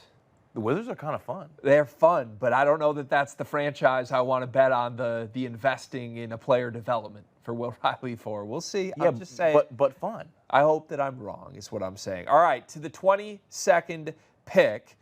We've technically got Atlanta on the clock here, but remember, this is the pick that was involved in the Kristaps Porzingis trade. As a result, Atlanta received Kristaps. Brooklyn received Terrence Mann and the 22nd pick in this draft. So this pick will go to Brooklyn. Once again, one of many picks that Brooklyn has in this first round as they are on the clock for 26 and 27. Shortly after they make this selection at 22, Brooklyn could just build a whole team in this first round, Cart. And I still see Jace Richardson staring at us on Wass's big board right now. Look, to me, the Nets roster just needs talent. They need talent, and they need players in general. I think, honestly, they would be well-served to maybe check out Wass's big board in their war room over there at Barclays, because I think they could help themselves out here. I just think they need to pick the best player on their board available, pick someone I think could be a difference maker, and I think there are some good options late here for them. Unfortunately for them, Kaspers is off the board, so they can't go 3 consecutive international point guards in this draft. But if they did want to keep loading up on playmakers. Saraf staring at them if they want to. They could take Saraf, they could take a Danny Wolf and just make us more confused about fit here. Was, what's the right move here for Brooklyn? Man, I mean, again, you got to go best available here. Brooklyn, you're just starting from scratch, from the bottom floor. And you got to add some shooting after Traore and Demon. So Jace Richardson is, again, my best player available, who I have as a better prospect than the first 2 players that they've selected. So we'll see. I also love Nick Clifford. You know, a 23-year-old for a rebuilding team is not, is not like on paper what's supposed to happen. But I do like Nick Clifford as a prospect. And maybe after drafting a couple of young ball handlers, maybe it makes sense to grab a veteran college player. Yeah, quite a few options here that you could surround your point guards with and could either make shots or contribute in other ways. If you really want shooting, Chaz Lanier, one of the very best shooters in this draft, sneaking in to the top 10 best available on Wasserman's big board right now. So, I don't know. We'll see. Cart, what would you do here if you're Brooklyn? I mean, look, you draft Traore, you draft Yegor, you draft point guards, which I'm still really confused about that fit. But like I said, if you're going to draft guys that are playmakers, you can't get an assist if guys are missing the shots when you pass it to them. I think they need someone that can knock down some shots. I see Liam McNeely there that could possibly pick. Even a guy like Chaz Lanier, like you mentioned, a high 40%, high volume three-point shooter at the college level. You just need to surround these playmakers with some guys that can knock down shots, and there are some options available here. It's the beautiful part of having so many first-round picks. Brooklyn, in these next 3 selections, could completely swing my opinion of their draft class one way or the other. And, okay, they went outside of Wass's 10 best available here. They're taking Drake Powell with the 22nd overall pick Shout out to Jeff Goodman for that report there. Drake Powell, this summer, in the lead-up process to the NBA draft, Drake Powell mentioned that he felt he was not given the opportunity to show what he could do, and that's why he was leaving North Carolina instead of returning. Many thought that there was a chance he would return for year 2 in Hubert Davis's system. He chose not to, and apparently betting on himself has yielded what he was after, as he goes 22nd overall. It's a little higher than I expected. Carter, are you surprised to see Drake Powell, the name here? I am a little surprised to see him go here. Obviously, 6'5", 200 pounds, was able to show some things at North Carolina. I was a little bit interested to see what his role could have been, maybe not under Hubert Davis. But I'm just surprised to see Drake go this high. I do think there are some upside things with him as a 3-and-D guy. I think he might want to be a guy who does a little bit more, though, and shows a little bit more, maybe with the ball in his hands. Not sure how that happens with some of the pieces on the Nets.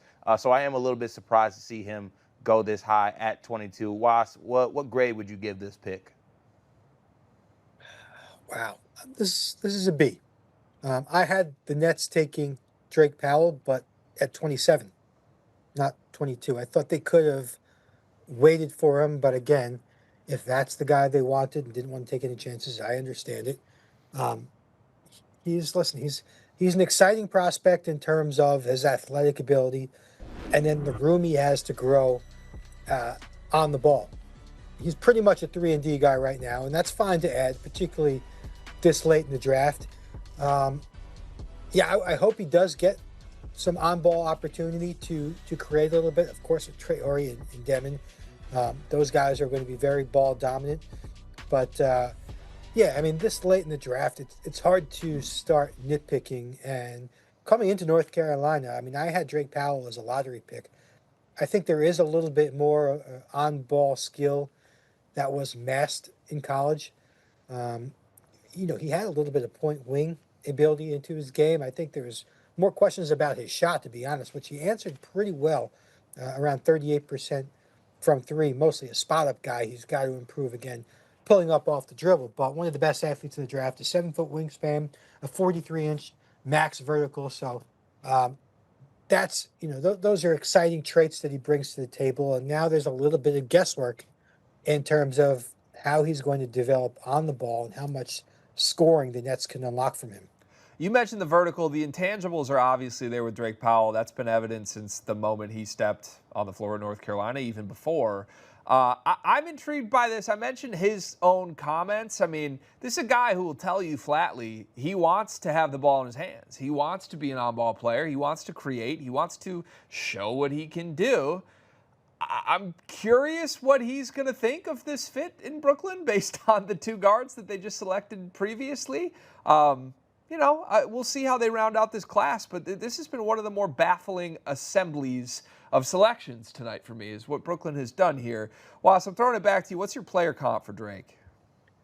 Went with Royce O'Neal. This is just kind of your classic defensive specialist who you hope can make enough outside shots. And so at least early in his career, that's the type of guy I expect him to be. And the reason why, he should get minutes. Now he's on Brooklyn, of course. And there are going to be plenty of minutes to go around, so he'll have opportunities to expand his offensive skill set to the points where, Royce O'Neal doesn't offer. But I think a realistic outcome is really a defensive wing specialist who can, you hope he can continue to knock down 38% of his threes. Cart, can we be blunt about this too? It's a reasonable bet that anyone on Hubert Davis's team last year may look better in a new environment. That's fair to say, is it not? It's fair to say, but also part of that, the new environment needs to be conducive to what the player does. There's one basketball for the Nets, and we haven't even brought up the fact that Cam Thomas, I'm not even sure, what they're going to do with him, but he's also still on the roster, and he loves to shoot and have the basketball. Combine that with drafting 2 point guards. At least that the Nets, they seem to be kind of staying strong. They might have a youth movement going on here. Yeah, honestly, they need to draft a couple guys at 26 and 27 that are comfortable without the ball in their hands. They should draft you and I. I need the ball in my hands. I am a creator. All right, coming up next, we've got the 23rd pick, and it is technically the Pelicans on the clock. However, reminder, this pick will go to the Atlanta Hawks. So the Hawks are up next here at 23. And there's your trade right there. The Pelicans got the 13th selection. The Hawks got the 23rd and took a 26th first rounder as well. Cart, what are you looking for here for Atlanta? So before this draft started, I honestly love the idea of Asa Newell ending up on the Hawks one way or the other, because I just think he is a young lob threat that can grow his game a little bit. I think he would be really, really good with the Hawks, and they can kind of pair him with a really good passing point guard in Trey Young. We saw what Trey Young was able to do a couple years ago when he had John Collins as like this pick and pop guy, but also a high-level athlete finishing at the rim with lobs. I think Asa Newell can bring those same kind of John Collins tendencies to that team. So I'd be interested to see if Newell comes off the board here for the Hawks. And it's interesting, you think about Atlanta here, moving out of 13, you drop 10 spots. That's the spot that ended up selecting Derek Queen. But you must have had some idea of someone in this general range that you would be okay falling 10 spots for. I wonder who that is. I mean, both Liam McNeely, Jace Richardson, guys that I think there was some buzz could potentially fall into the 20s. So we have word the pick is in, and Atlanta is picking Asa Newell. There you have it. Cart, good shout by you. Talk me through what Atlanta is getting in Newell. Yeah, one very highly successful player at the prep level, playing on the Montverde teams, and honestly, in the toughest conference in college basketball in the SEC, on a team in Georgia that I didn't necessarily think was the most talented. He stood out anytime I saw him on the floor. I remember the game that he had against Auburn, where he was playing against Janai Broom, who was second in the Wooden Award voting to Cooper Flagg, and Newell was taking it to him. He's showing some pick and pop things. I think he has a little bit ways to go there, but you can see the potential with him, the leaping ability, the defensive stuff, a guy who averages a block a game. I think he is a guy that's scratching the surface and a highly productive player that I think could fit in well with the Hawks in that system. Was, what grade would you give for this pick? I love this pick. This is a great best player available pick. This is a great fit for Atlanta. Asa Newell, this is an A pick for me this late to move down. I thought he was going to be an option for them at number 13 before they made that deal, so to get him down here is good value. Yeah, he's just a easy basket machine. And he just always finds a way to put himself in position to pick up those easy buckets. You know, it's not just having the size and athletic ability. There's timing involved. There's reading your point guard, reading the game. You see here, he's got some nice touch around the key. He was a 40% three-point shooter at Montverde Academy. He did not match those numbers at Georgia, but he did hit 25 plus threes, I believe.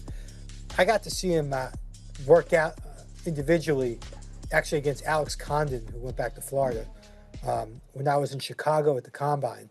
And he was just banging threes left and right from the wings, from the corners. And so I expect that to become part of his game. But in the meantime, he's going to get you easy buckets, right? He's going to be a very good target for Trey Young in the pick and roll game, in the drive and dump game. And again, this is a guy who's not a very creative offensive player. He doesn't really put the ball on the floor much. Yet he had double-digit scoring games in like 95% of his games at Georgia. So I love the consistent effort, the ability to regularly put yourself in position to make a play without really needing any number called for you, without needing any touches in terms of ball handling possessions. So this is a great pick late, and I really like the fit with Atlanta. Did I see John Collins as the comp there, Was? You did. John Collins is the guy I used.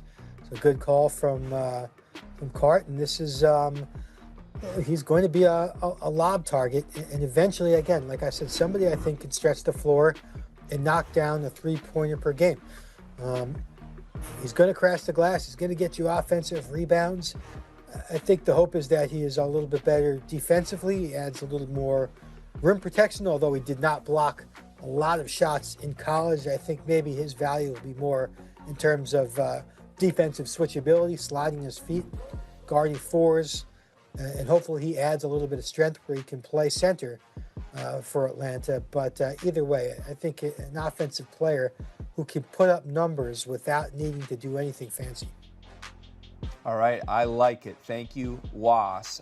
We are long overdue for an update from Mr. Jake Fischer in the Fishbowl. And here he has more for us on Atlanta's approach, dropping from 13 to 23 and selecting Asa Newell. Can we get Jake in here? How are we doing, Jake? What's up, guys? There are still more trade opportunities to come, but for now, let's talk about Asa Newell here. Someone that, as you're seeing on the screen, I definitely was told very reliably, because clearly they took him at number 23, that Atlanta liked him up as high as number 13. And it's really interesting seeing all this wheeling and dealing for the Hawks, being that, remember, they parted ways with general manager Landry Fields and elevated their new general manager, Ansi Sala, who was a former Warriors cap strategist, got his start in San Antonio. And the Hawks definitely made that personnel adjustment with the idea to take both steps forward and be more of a competitive team in the Eastern Conference, to take themselves out of that play-in muck that they've been stuck in for a long, long time now. We're getting word that Sacramento, the trade we were waiting for, the Kings moving into the late first round, it is happening with Oklahoma City right now. So we'll get to that at the end of this. But to stick with Atlanta, they are not done too. Like, obviously this pick, they moved the 22 pick out in that Kristaps Porzingis trade. That trade, people were kind of expecting the Hawks to do something with this $25 million traded player exception that Atlanta created originally with their deal with New Orleans when the DeJounte Murray trade hit a year ago, basically almost a year ago Friday. And at this point, the Hawks are still looming as one of the biggest threats on the sign and trade market coming up in free agency in the next couple of days once things get closer to June 30th at 6 p.m. But to bring this one pick forward now at number 24, Sacramento, we reported last night at our Substack, the Stein Line, that the Kings were super active in telling agents they were going to be trading somewhere into the 20s. And Oklahoma City was absolutely one of the key spots that a lot of rival teams were projecting. So the fact that this deal is happening is not a surprise, but the fact that it's Nick Clifford, I think, is a bit of a surprise, being that Sacramento new general manager Scott Perry came out publicly and said the Kings need a starting point guard. There was definitely a lot of thought that Jace Richardson would be this guy, maybe even Walter Clayton too. Richardson's available, Clayton's obviously gone. So I am curious what this spells out for the future of Sacramento's point guard situation, but we also reported last night that the Kings have emerged as a leading contender to steal Dennis Schroeder away from the Pistons in free agency with their full mid-level exception that they should have available to them. So Sacramento does finally find their home late in the first round here. They don't get their point guard, but maybe Schroeder will be that guy, so stay tuned for that. Thank you, Jake. If you're into conspiracy theories, Nick Clifford, you saw, was in a purple suit tonight. He ends up with the Sacramento Kings. It's not Jace Richardson as we speculated. We're still waiting for the number one player on Wass's big board's name to be called. Wass, do you like Nick Clifford here to the Kings? What's your grade? I love this pick. I've been high on Nick Clifford all year, and if you listen to any of the BR streams over the last couple of months, I think I've talked about Nick Clifford maybe more than any other prospect. This is, I think, my first A+ of the night. I like it for Sacramento. I like it in terms of value. This guy does it all. He is going to be a plug-and-play guy who'll give you minutes right away, just based on versatility. But why I like him as a prospect is what he did this year with his on-ball development. He went from a jack-of-all-trades guy to a number one option, improved dramatically off the dribble, became one of the most accurate pull-up shooters in the country, a very good ball screen operator, super efficient percentage. He sports in the 95th percentile, and somebody who's going to guard a couple of different positions. He just brings a lot to the table. And why does he slip to 24? Probably because he's 23 years old. But this late, that doesn't matter. And if you're Sacramento, I think there's value in bringing in a guy who's going to give you minutes right away, and Nick Clifford is somebody who can do that. Highly productive player, almost 19 points a game, 9.6 rebounds as well. A guy, like you said, can come in and contribute right away given his age and skill set. What's your player comp for Nick Clifford, Was? I believe it's Josh Hart is the one I've been going with. Cody Martin is somebody I've used. Yeah, there you go. Cody Martin. I think as the season went on, I've kind of changed that to Josh Hart. But the idea here is that these are big wings that can score in a lot of different ways. You can move them around to different positions, and they can be your glue guys, but they can also go get you buckets. And it's going to be interesting to see what translates with Nick Clifford in terms of all the improvements he made over the past year. Is he going to be a scoring option? Is he going to be a glue guy? But he's, to me, someone with one of these really, really high floors. And, of course, at 23 years old, that suggests he doesn't have the highest ceiling in the world. But, again, I think he made enough improvements off the dribble, making this guy averaged 4.5 assists per game. He crashes the glass. He just does so many different things on the floor that there's so many different ways his career can go. And I'm a big fan of his game, both now as an NBA-ready guy and where his career could go from here. So the first A-plus grade of the night is rewarded to a team that did not even have this pick coming in, had to trade into the round. Good work by the Sacramento Kings, per Jonathan Wasserman. This leads us to the 25th pick. The Orlando Magic are on the clock. We've seen Orlando this offseason already start to shift toward a win-now approach with the Desmond Bane trade. They are going all in, and they are adding to the mix the number one player on Wass's big board. Jace Richardson is off the board to the Orlando Magic. Cart, you're a Michigan State fan. You have an enormous smile on your face right now. Tell Magic fans what they're getting in Jace Richardson. They are getting a guy who just knows how to play the game of basketball. There were many high Big Ten NBA draft prospects this season. When Jace Richardson was on the floor with them, you came away more impressed with Jace Richardson. That includes Kasparis Yakashonis. That includes guys like Will Riley, even guys like Dylan Harper and Ace Bailey. Jace Richardson just does so much that I think contributes to winning basketball. And honestly, I think he can do a lot more. I think that even in a different role in the NBA, they necessarily maybe didn't get the chance to do at Michigan State. High-level shooter, high-level finisher, even given his undersize and his frame. I just love Jace Richardson's game. He's a guy that truly knows how to play the game of basketball and does a lot of things that contribute to winning basketball. Throw it over to you, Was, for your grade on this one. I'm hoping it's high because I really love this pick and this fit. Let's go back-to-back. A-pluses. I love this pick. Yeah. I like where we're at, Was. I mock drafted Jace 25 to Orlando. He makes a lot of sense for this particular team.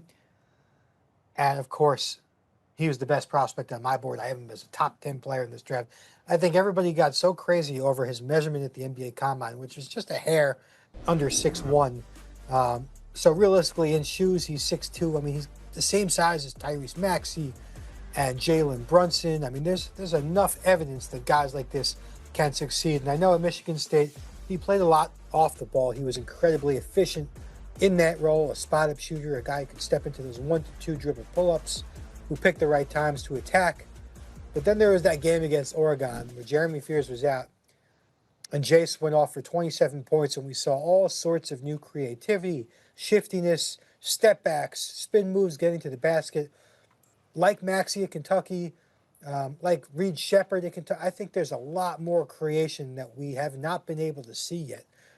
But in the meantime, just a very easy fit, a guy who just knows how to play. Again, he'll spot up. He'll pick at the right times to cut and get out in transition. He's a tough defender. He's one of the top finishing guards in the country, despite the fact that he's undersized and maybe not the most explosive athlete. But I love his game. I love his approach.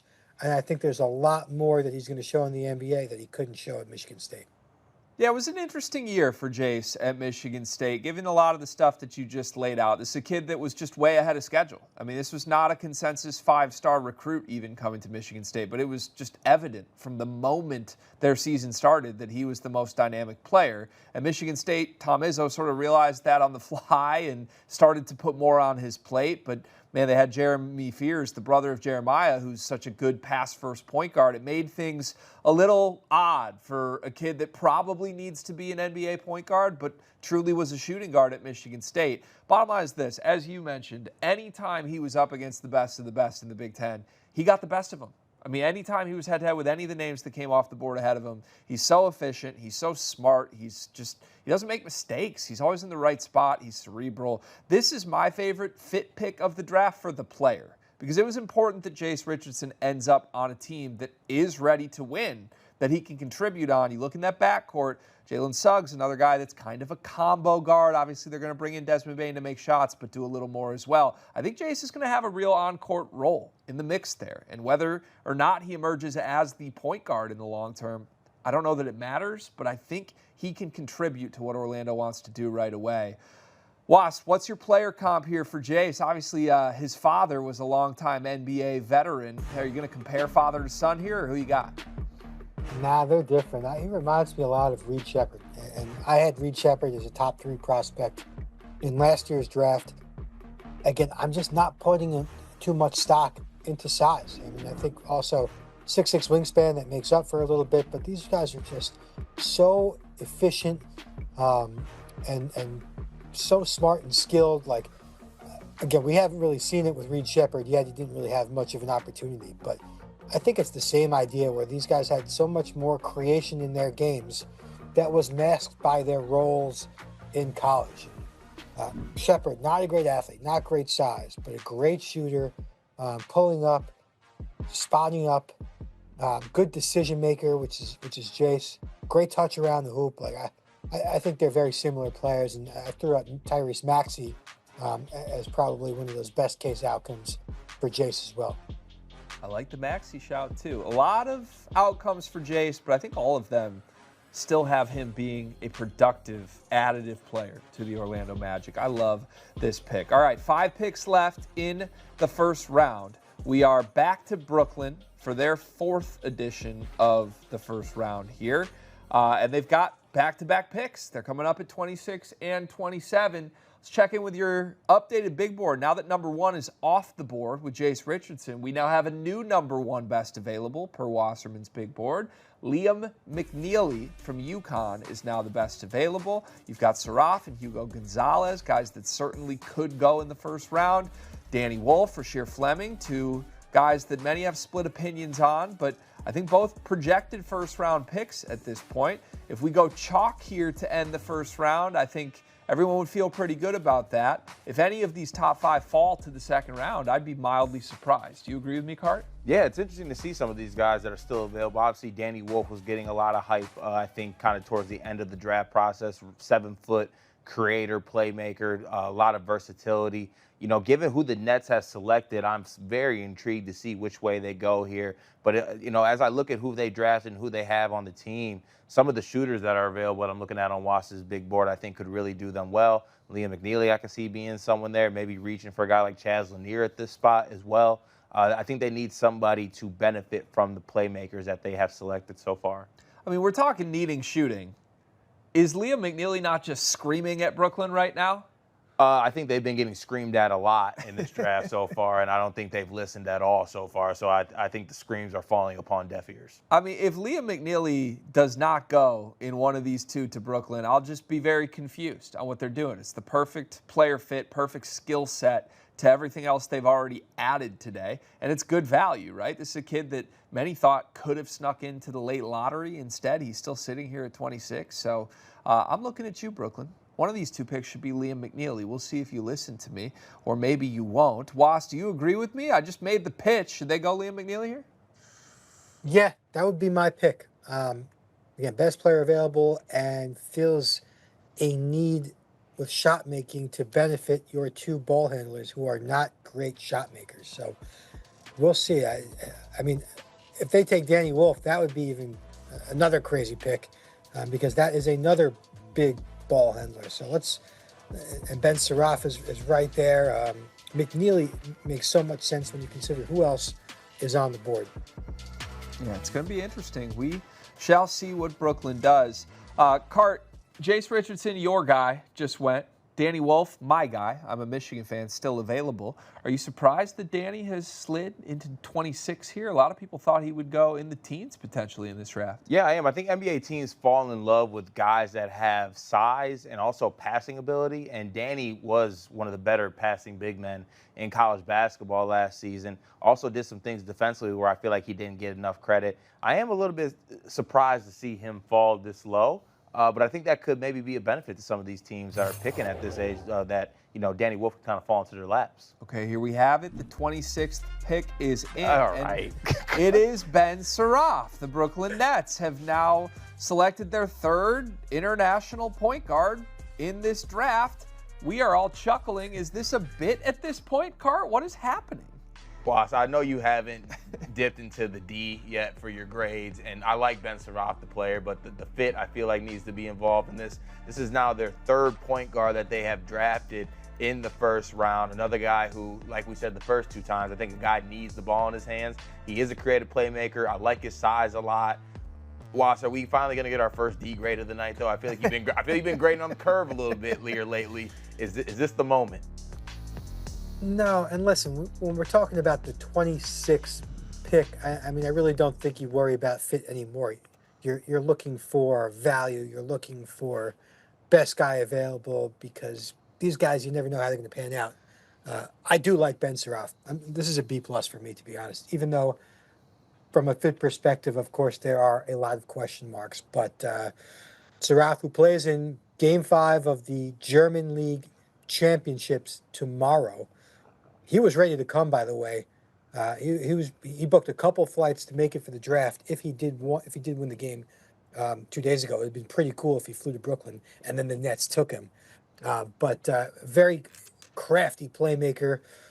We watched him at the U18 European Championships over the summer, and this guy was putting up 30-point game after 30-point game.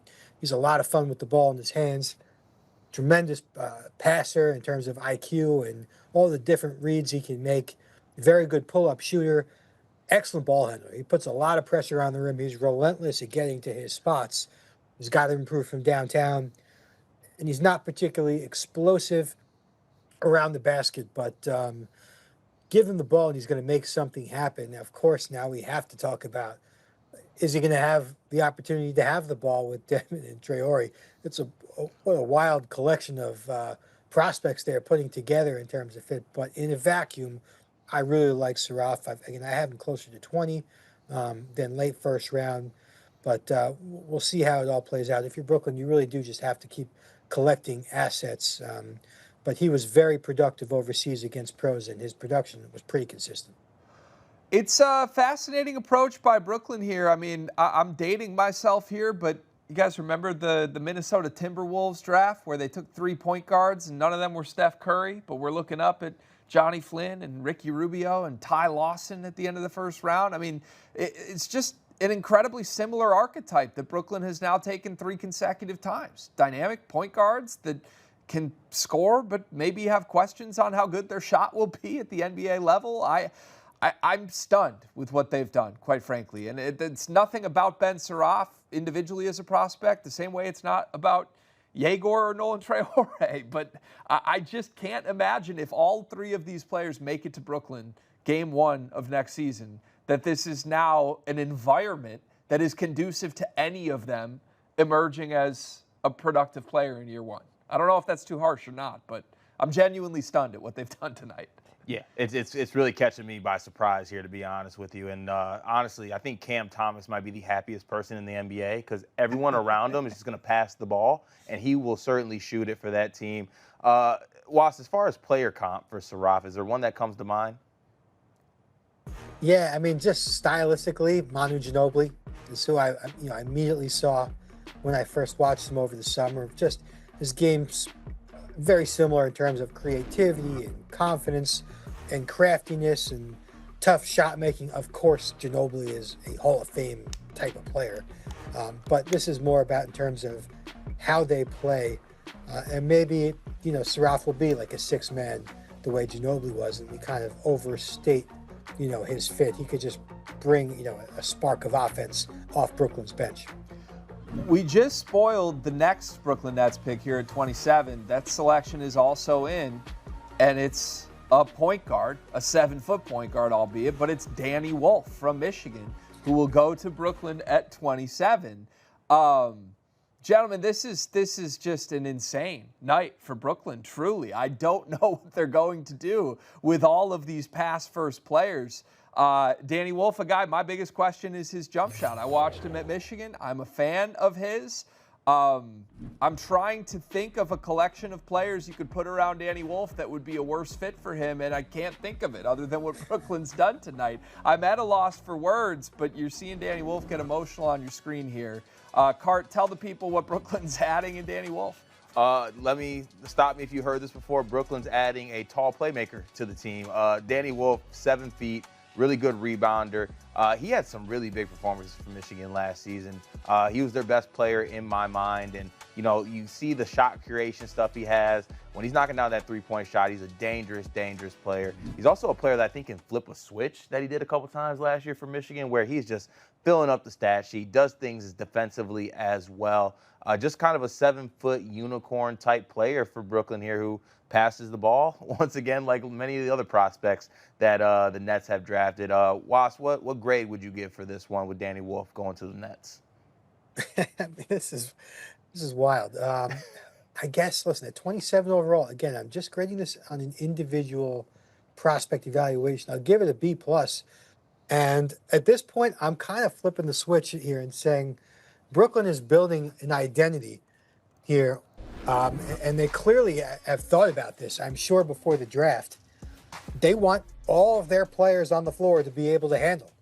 And maybe that's going to give them some, an advantage that other teams can't match. And it's going to maybe difficult to match up against, where you have Traore and Yegor Demon, who maybe you could put as a 6'9", point wing. You could technically play all four of these guys on the floor at the same time based on their sizes. But none of them are great shooters. So on one hand, you have four guys who can attack whoever they're guarding. On the other hand, none of them have consistent three-point range. So this is a fascinating assembly of players. And now I cannot wait to watch their summer league team in a couple weeks here. But Wolf is, listen, like I said, a 7-foot playmaker who made a three-pointer per game, but his efficiency has always been closer to 30%. But he was a good rebounder, not a great athlete. He could score in a bunch of different ways. He's a very interesting prospect. One of those guys where I've heard teams that really like him. I've heard teams that don't think he's, a starting caliber pro. But Brooklyn right now, this has got to be, if not the number one biggest storyline, one of the top ones in terms of this type of roster that they're putting together. Yeah, he shot sub 60% from the free throw line this past year, which is at least a data point to questioning the shot at the NBA level. Look, Danny Wolf's extremely dynamic. I almost want to evaluate him separately from the rest of this Brooklyn class. It's hard for me to right now, but he's a guy that at Michigan I thought was at times one of the 4 or 5 most unstoppable offensive engines in college basketball last year. To me, when you try to take what he did well at Michigan, translate it to the NBA, realistically, it's probably going to have to be leading a second unit. That's sort of my vision as someone that watched every game of Danny Wolf at Michigan this year. I just don't think that there are so many downsides to even what he does special. He can get extremely turnover prone. The shot goes in and out. He's not a great post player. You can't really throw the ball to him on the block. You've got to let him run pick and roll as a ball handler. And I don't know what NBA team is going to allow him to do that. Certainly not Brooklyn when they've already added Saraf and Traore and Yegor Demon. So we'll see where this goes. But I don't know. Maybe you'll talk me into this with your player comp. Was, what's your comp for Danny Wolf? I went with Kelly Olynyk. I mean, that's, again, similar skill sets. Of course, Wolf has to become a more consistent shooter, but these are 6'11" forwards who can handle the ball a little bit. Probably not going to be great defenders or super physical. Olynyk has lasted a long time in the NBA, and I think Wolf can too, but there is a cap to both of their ceilings. So I think that's more of a realistic outcome for Wolf. All right, so next up here, 3 picks left in the first round of the NBA draft. The Boston Celtics are on the clock at 28. Resetting here, Liam McNeely still available. Hugo Gonzalez as well, Rasheer Fleming, another player, and it is Hugo Gonzalez. That is the pick for Boston at 28. He's been close to the top of your big board for quite a while now, Was. Let's throw it straight to you on this one. What's the grade for Boston with Hugo? I like this pick. This was Hugo did not play much for Real Madrid, but there's a lot of evidence in tape before he got there this year. Played in 2 or 3 FIBA tournaments. A 6'6" athletic, high energy guy, strong defensive tools, who shows flashes of being a shot maker. He shows flashes of being a creator. Unfortunately, this year he didn't have an opportunity to really put it all together, particularly over the last couple of weeks. Real Madrid playing in their postseason here. He's only playing a couple minutes per game. But I like this pick long-term for Boston. I'm giving this an A- here. Again, this is a guy who has excellent positional, physical tools and athleticism. And we see the skill flashes. He just needs an opportunity to kind of put them together and build some confidence and rhythm. But watching him again over the summer at the U18 tournament, and that's where he really started to come together as like a number one type of option. That won't be his role in the NBA. He'll be more of a supporting cast guy, but he's very young, and I'm excited to see what happens if he gets more playing time. We'll see if Boston tries to stash him overseas, or if they want to bring him over and give him some reps with Jason Tatum likely out for the year. Yeah, it'd be really good to see him get some reps because, to your point, had a hard time kind of breaking through with Real Madrid, but did see some good things at the youth level, both internationally and with his national team. 6'6" playmaker, really, wingspan 6'7". Is there a good player comp that comes to mind for you for him, Was? I've always liked Jonathan Kuminga. It might be tough to see, but again, I think they kind of had similar scouting reports. Physically athletic, get downhill, and they kind of just needed the skill level to catch up to the physical tools and athleticism. And sometimes decision making is a little bit of an issue, but we always saw the flashes offensively with both of these guys. And I think both of them just really need a full-time opportunity to build those flashes and make them regular occurrences and sharpen their offensive games, because the skill set is there, the skill level isn't. So we'll see what happens with Hugo in Boston if he's given an opportunity to develop. Yeah, I like how there's 2 different paths that Boston could go, and you alluded to it, Was. Like, if Boston wants to get him reps with Jason Tatum out, you bring him right over, put the ball in his hands. We don't know exactly what Boston's approach is going to be this year. I mean, I would think with the Simons move, they're still trying to be competitive, as long as they don't completely move off of a few more of their key members here. We'll wait and see, but I don't know. It's a move here that I think could work no matter which direction they go in, right? If they want to basically play the A.J. Debonsa sweepstakes next year, bring him over, get him reps. Who cares what happens? If you want to just make him wait a couple years, that's fine too. I think there is some flexibility here that works in Boston's favor. So I like that pick, and it's good value, as Was has had him near the top of the big board for quite a while now. All right, up to 29th now. We've got the Charlotte Hornets on the clock. This pick comes to them from the Phoenix Suns. Remember, there was the Mark Williams trade earlier tonight. Mark Williams went to Phoenix as they were drafting Kaman Malawach. And then the Charlotte Hornets received this pick and a 2029 first rounder. Are they going to be backfilling big man here at this point? You've got Maxime Reynaud on your big board, still Rasheer Fleming if you consider him a true center type option. Or should they go in a different direction? What do you think here, Cart?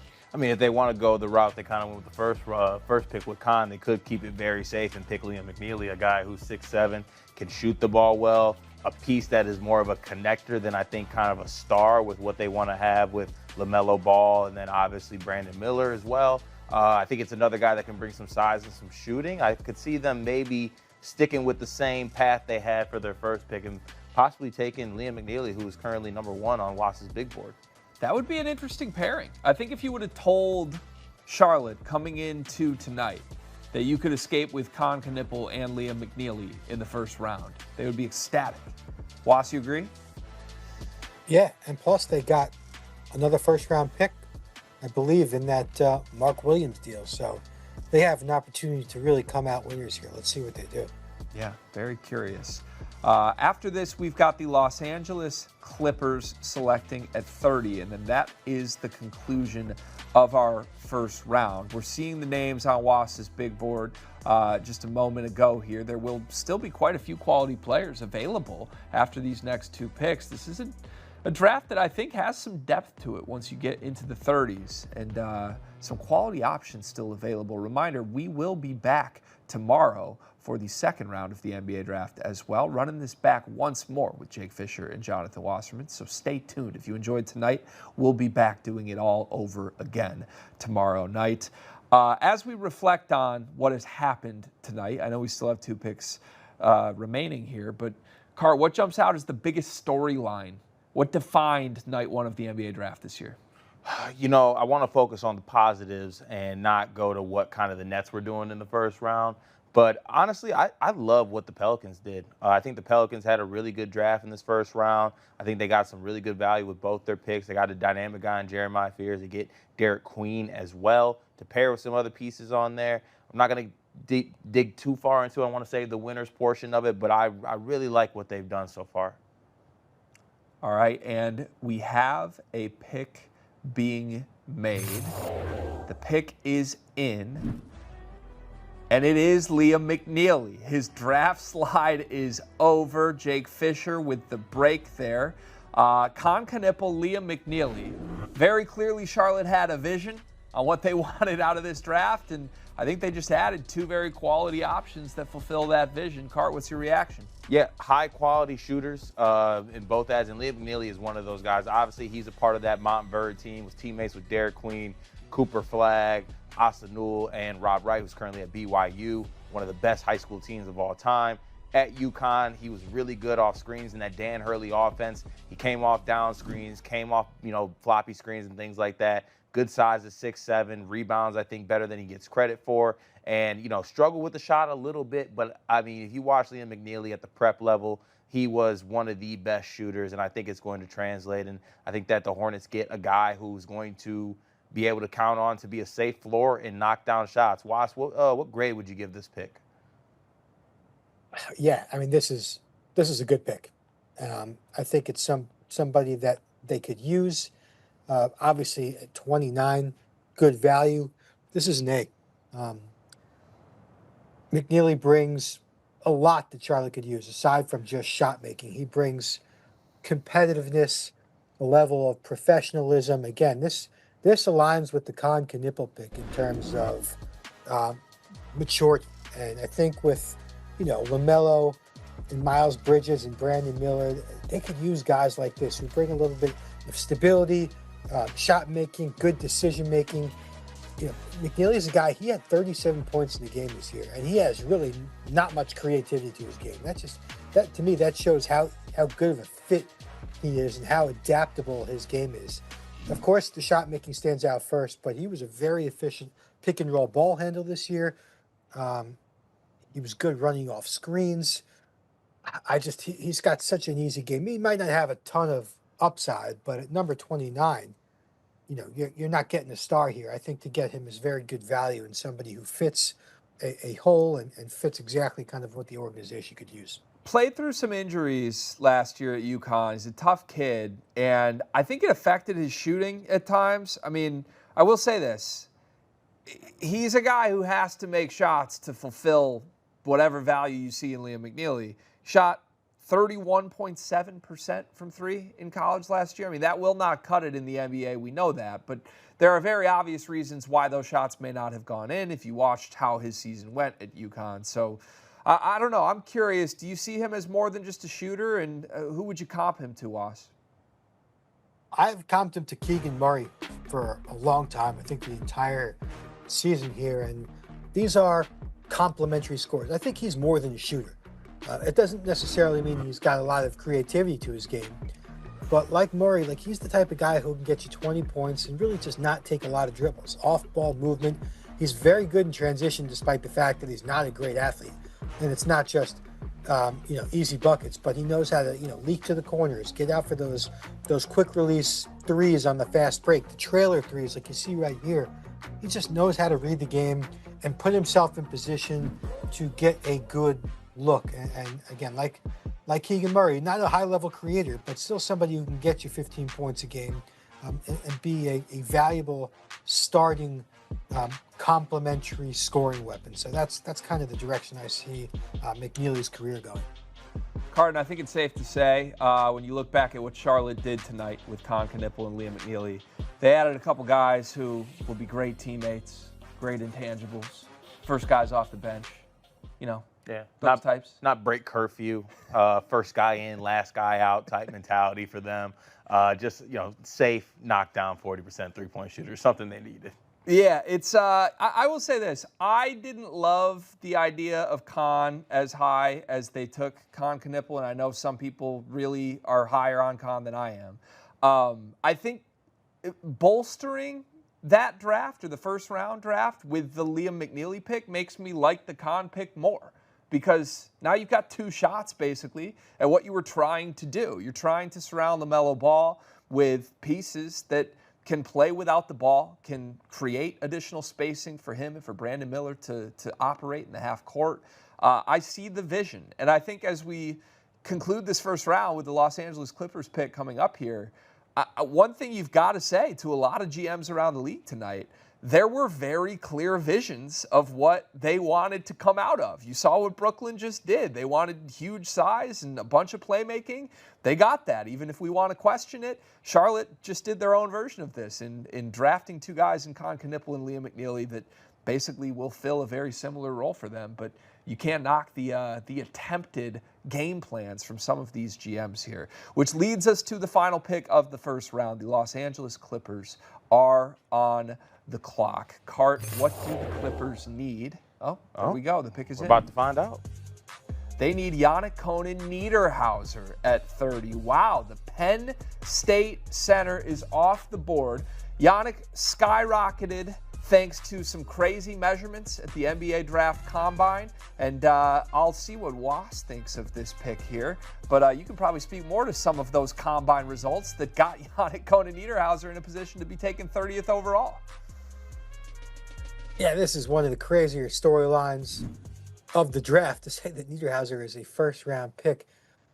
I got to see him work out privately in Chicago, and he was meeting some of his agents for the first time. I mean, people did not know him a week before the Combine. He was first a standout at elite camp, and then he showed up to the Combine and put up these wild athletic testing numbers. Of course, you don't even need a measure to know that he's long and tall, but big-time athlete. A finisher, shot blocker. Again, we know what the archetype is. We know what he can do. We know what he can't do. He's not going to put the ball on the floor. He's not going to make decisions. I guess I'll give this a B+ grade. Like, again, it's hard to criticize at number 30 overall, and you take a chance on a guy whose athleticism and particular game is highly translatable. Again, is just a lob catcher. Throw down easy buckets as a finisher and protect the basket. He had a very high block percentage at Penn State. But what's so fascinating is just how few scouts were familiar with him before he showed up to Chicago to elite camp. And so one of the craziest rises I think I have ever seen covering the draft in terms of how unfamiliar people were with him to now a first-round pick after the season finished. So throwing Coward in that conversation, this is Yang. I mean, some wild picks here and some wild developments since the season ended. And it just shows that the pre-draft process matters. I mean, teams put stock into what happens from April until June with no games being played. But Niederhauser, we'll see if he gets some some playing time in LA. Yeah, to your point, Was, don't let anyone ever tell you that the combine and these pre-draft workout and interviews don't matter and they're not real basketball. I think Yannick Konan-Niederhauser is a clear case of that. Rim running, athletic big, was able to show those tools. Do you have a good player comp for Yannick? Yeah, Jackson Hayes, I think, is a very easy one in terms of, I think where his level of polish is, right? He's, at this point, he's just an athlete. We still don't know how well he's able to read the game. But I think he's just going to do what kind of Hayes does, which is run the floor, be a lob target, use his athleticism around the basket at both ends of the floor. I think whether he can raise his ceiling will depend on his level of defensive impact. But, man, you see plays like this. He can play very high above the rim. Hayes was the same way coming out of Texas, a crazy leaper with a lot of springs and bounce in the paint. Yeah, truly physically imposing. I mean, we watched a lot of Big Ten basketball, and it popped off the screen. There were multiple times we're like, who is this guy? Why is he not on draft boards? And kudos to him for betting on himself and getting there, because I think coming into the offseason, a lot of people may have speculated he could have been one of the big NIL winners, go back to college, possibly sign a big deal with a blue blood type program. He said, no, I think I can be an NBA player right now, and he's rewarded being taken with the final pick of the first round in the 2025 NBA draft. All right, let's look backward. Let's recap everything that we saw tonight, and then we'll go through and give some of our winners and losers at the end of night one of the NBA draft. Of course, we went chalk early. Cooper Flagg to the Mavericks, Dylan Harper to the Spurs, VJ Edgecomb to the Sixers, who stayed pat at 3, Canipple at 4. Really, when Ace Bailey came off the board at 5, that felt like the big jumping off point that set the rest of the first round in motion. Looking at this first group of 10 picks here, Cart, do you have a favorite pick here that jumps out? I mean, I said it once, I'll say it. Jeremiah Fierce going to the Pelicans. I think that they need a dynamic guard on that team. DeJounte Murray coming off injury. Jose Alvarado is more of a backup guard at this point in his career, a bench energy guy. I just think that Jeremiah Fierce brings some playmaking, some versatility. Also, he's so young and he's still getting better, being a reclass point guard. I just think that fit with that team, given some of the pieces around him, I think there are some things to truly be excited for if you're a Pelicans fan. Looking back, Wasp, what was the best and worst value pick of these first 10? It's funny. I would have said Malawach if they didn't trade for Mark Williams 2 minutes later. It's like now he's going to – I thought that was going to be a really good opportunity for him to play with some established stars and have an opportunity to play. I love Trey Johnson. So I like Trey Johnson in Washington, and I think to play with C.J. McCollum and to learn from C.J. Is going to be a very valuable he's going to be a very valuable mentor for Trey's game. Yeah, okay. All right, and then we have the Yegor Demon pick at 8 as well. Obviously, what Brooklyn did later got more interesting from there, but even that felt like a little early for Mr. Demon. Yeah. All right, that got us through the first 10 into 11 through 20 here. We have the Cedric Coward trade. He will be making his way to Memphis, sort of backfilling the vacancy left by Desmond Bane. We started to see a couple of these international prospects come off the board. And I'll be honest with you guys, I think the most shocking moment of the first round for me was Hansen Yang going off the board 16th overall to Portland. Was, I'll throw it back to you here. What was your biggest takeaway from this group of picks? Well, I'm going to avoid Yang. So when in 5 years from now, and he's baby Joker, you're not replaying this video of me trashing Portland. But I think Yakuchonis slipping to 20 to Miami was a surprise and just such a perfect landing spot in terms of there's a starting point guard slot available for him. So I love that. I love that pick there. But I don't want to take up all the names here. But the Cedric Coward pick was also a fascinating development in terms of what Memphis gave up to go up and get him. Card, do you have a favorite from this group? I like the Kasparis fit. I'm also not scared to have this clip replayed in 5 years, so I'm going to go ahead and say it. They have like 4 other centers on that roster. Ayton's on the roster. They just drafted Klingon. I'm pretty sure Robert Williams is still on the team as well. I'm so confused. I like the player, but the fit just makes absolutely no sense to me. So I'm fine throwing myself out there on that one. And when you add that they traded down, right? They were sitting at 11. This is before Derek Queen and Thomas Sorber had come off the board. I'm not saying those guys are guaranteed to be better than Yang 5 years from now, to Wass's point, but it's just interesting. You drop 5 spots thinking you're probably still going to get a guy that was mocked in this general range, and instead you get a guy that was mocked very, very late into the second round. It's a fascinating move. And then let's move to the final 10 picks of the first round here, the 10 that we just wrapped up. Will Riley off the board at 21. I like that value with those Illinois picks back-to-back. To me, the story here was just what Brooklyn did, and I think you saw me react in real time and almost become speechless to it. I just truly cannot believe they spent their 5 picks on 4 pass-first, ball-dominant type players. Was, what jumps out to you here is the story of these 10 picks? I love 24 and 25. I gave back-to-back A-pluses. I don't think I've ever done that, grading draft picks, but I love Neek as a prospect, and I like him in Sacramento, and I love Jace Richardson as, again, he's top 10 on my personal board. So to get him at 25 and to go to a spot where I think they could use him and I'll be able to play, I'm a big fan of what Sacramento and Orlando did at 24 and 25. Cart?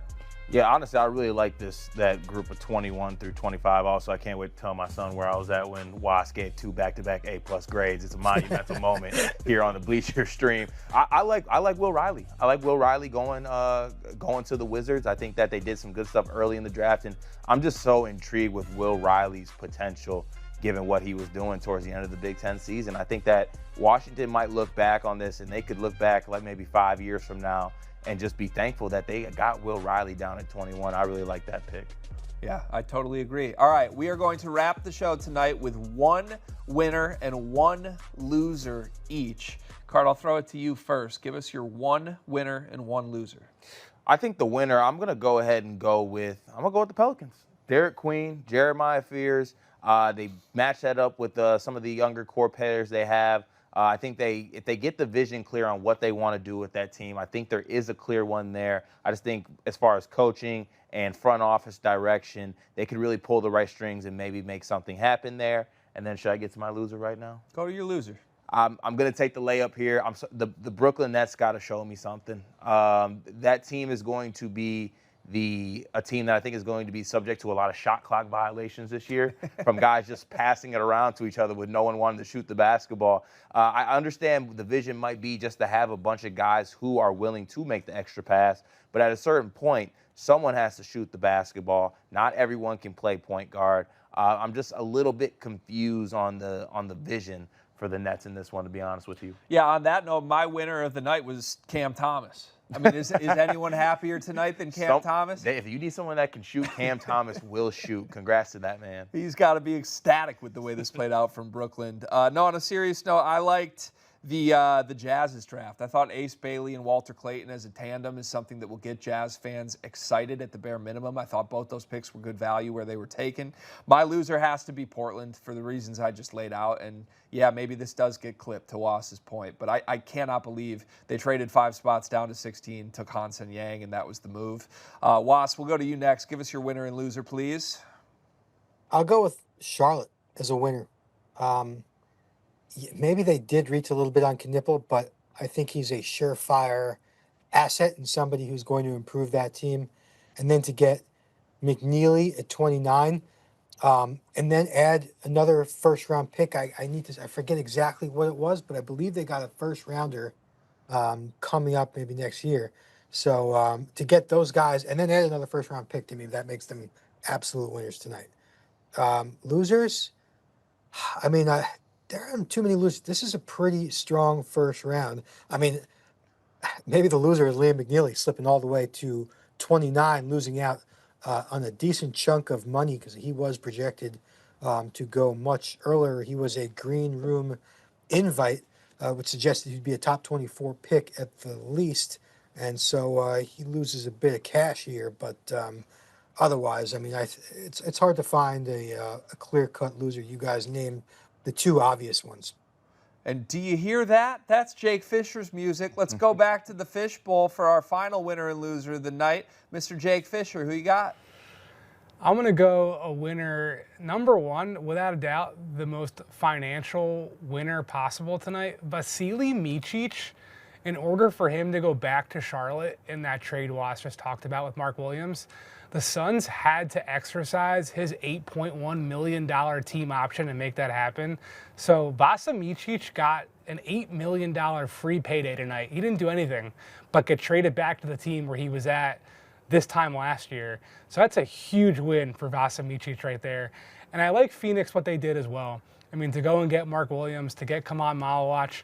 I was just texting with someone from the front office who said, this is our version of Dallas's bigs. You know, they have Derek Lively and Daniel Gafford and what have you. I like what Phoenix did overall, especially if you spin all this out as a continuation of the Kevin Durant return. I think it's a pretty good overall, like, last 72 hours of work for the Phoenix Suns. A loser, Was said Liam McNeely. I have a soft spot for him as a Philly native myself, but Rasheer Fleming still being on the board is a tough fall for him. He was in Brooklyn tonight, to my understanding, and does not leave that Barclays Center arena with a draft hat on his head. So I don't expect he will stay around on the board much longer into the second round, but that is a tough fall for him, a bigger fall than Liam McNeely. Yeah, that's a great name. He's probably a name we expect to go early tomorrow, where you can watch the four of us again. We will be back for night 2 of the NBA draft with Bleacher Report. Once again, Jonathan Wasserman, Jake Fischer, Carter Elliott, myself, Greg Waddell, thank you all so much for the work you put into making this show possible. I had a blast. We hope you had a blast as you watched along with us. Tune back in tomorrow for night 2 of the NBA draft, and go watch some Han Sang Yang highlights, everyone. Cheers. We'll see you tomorrow.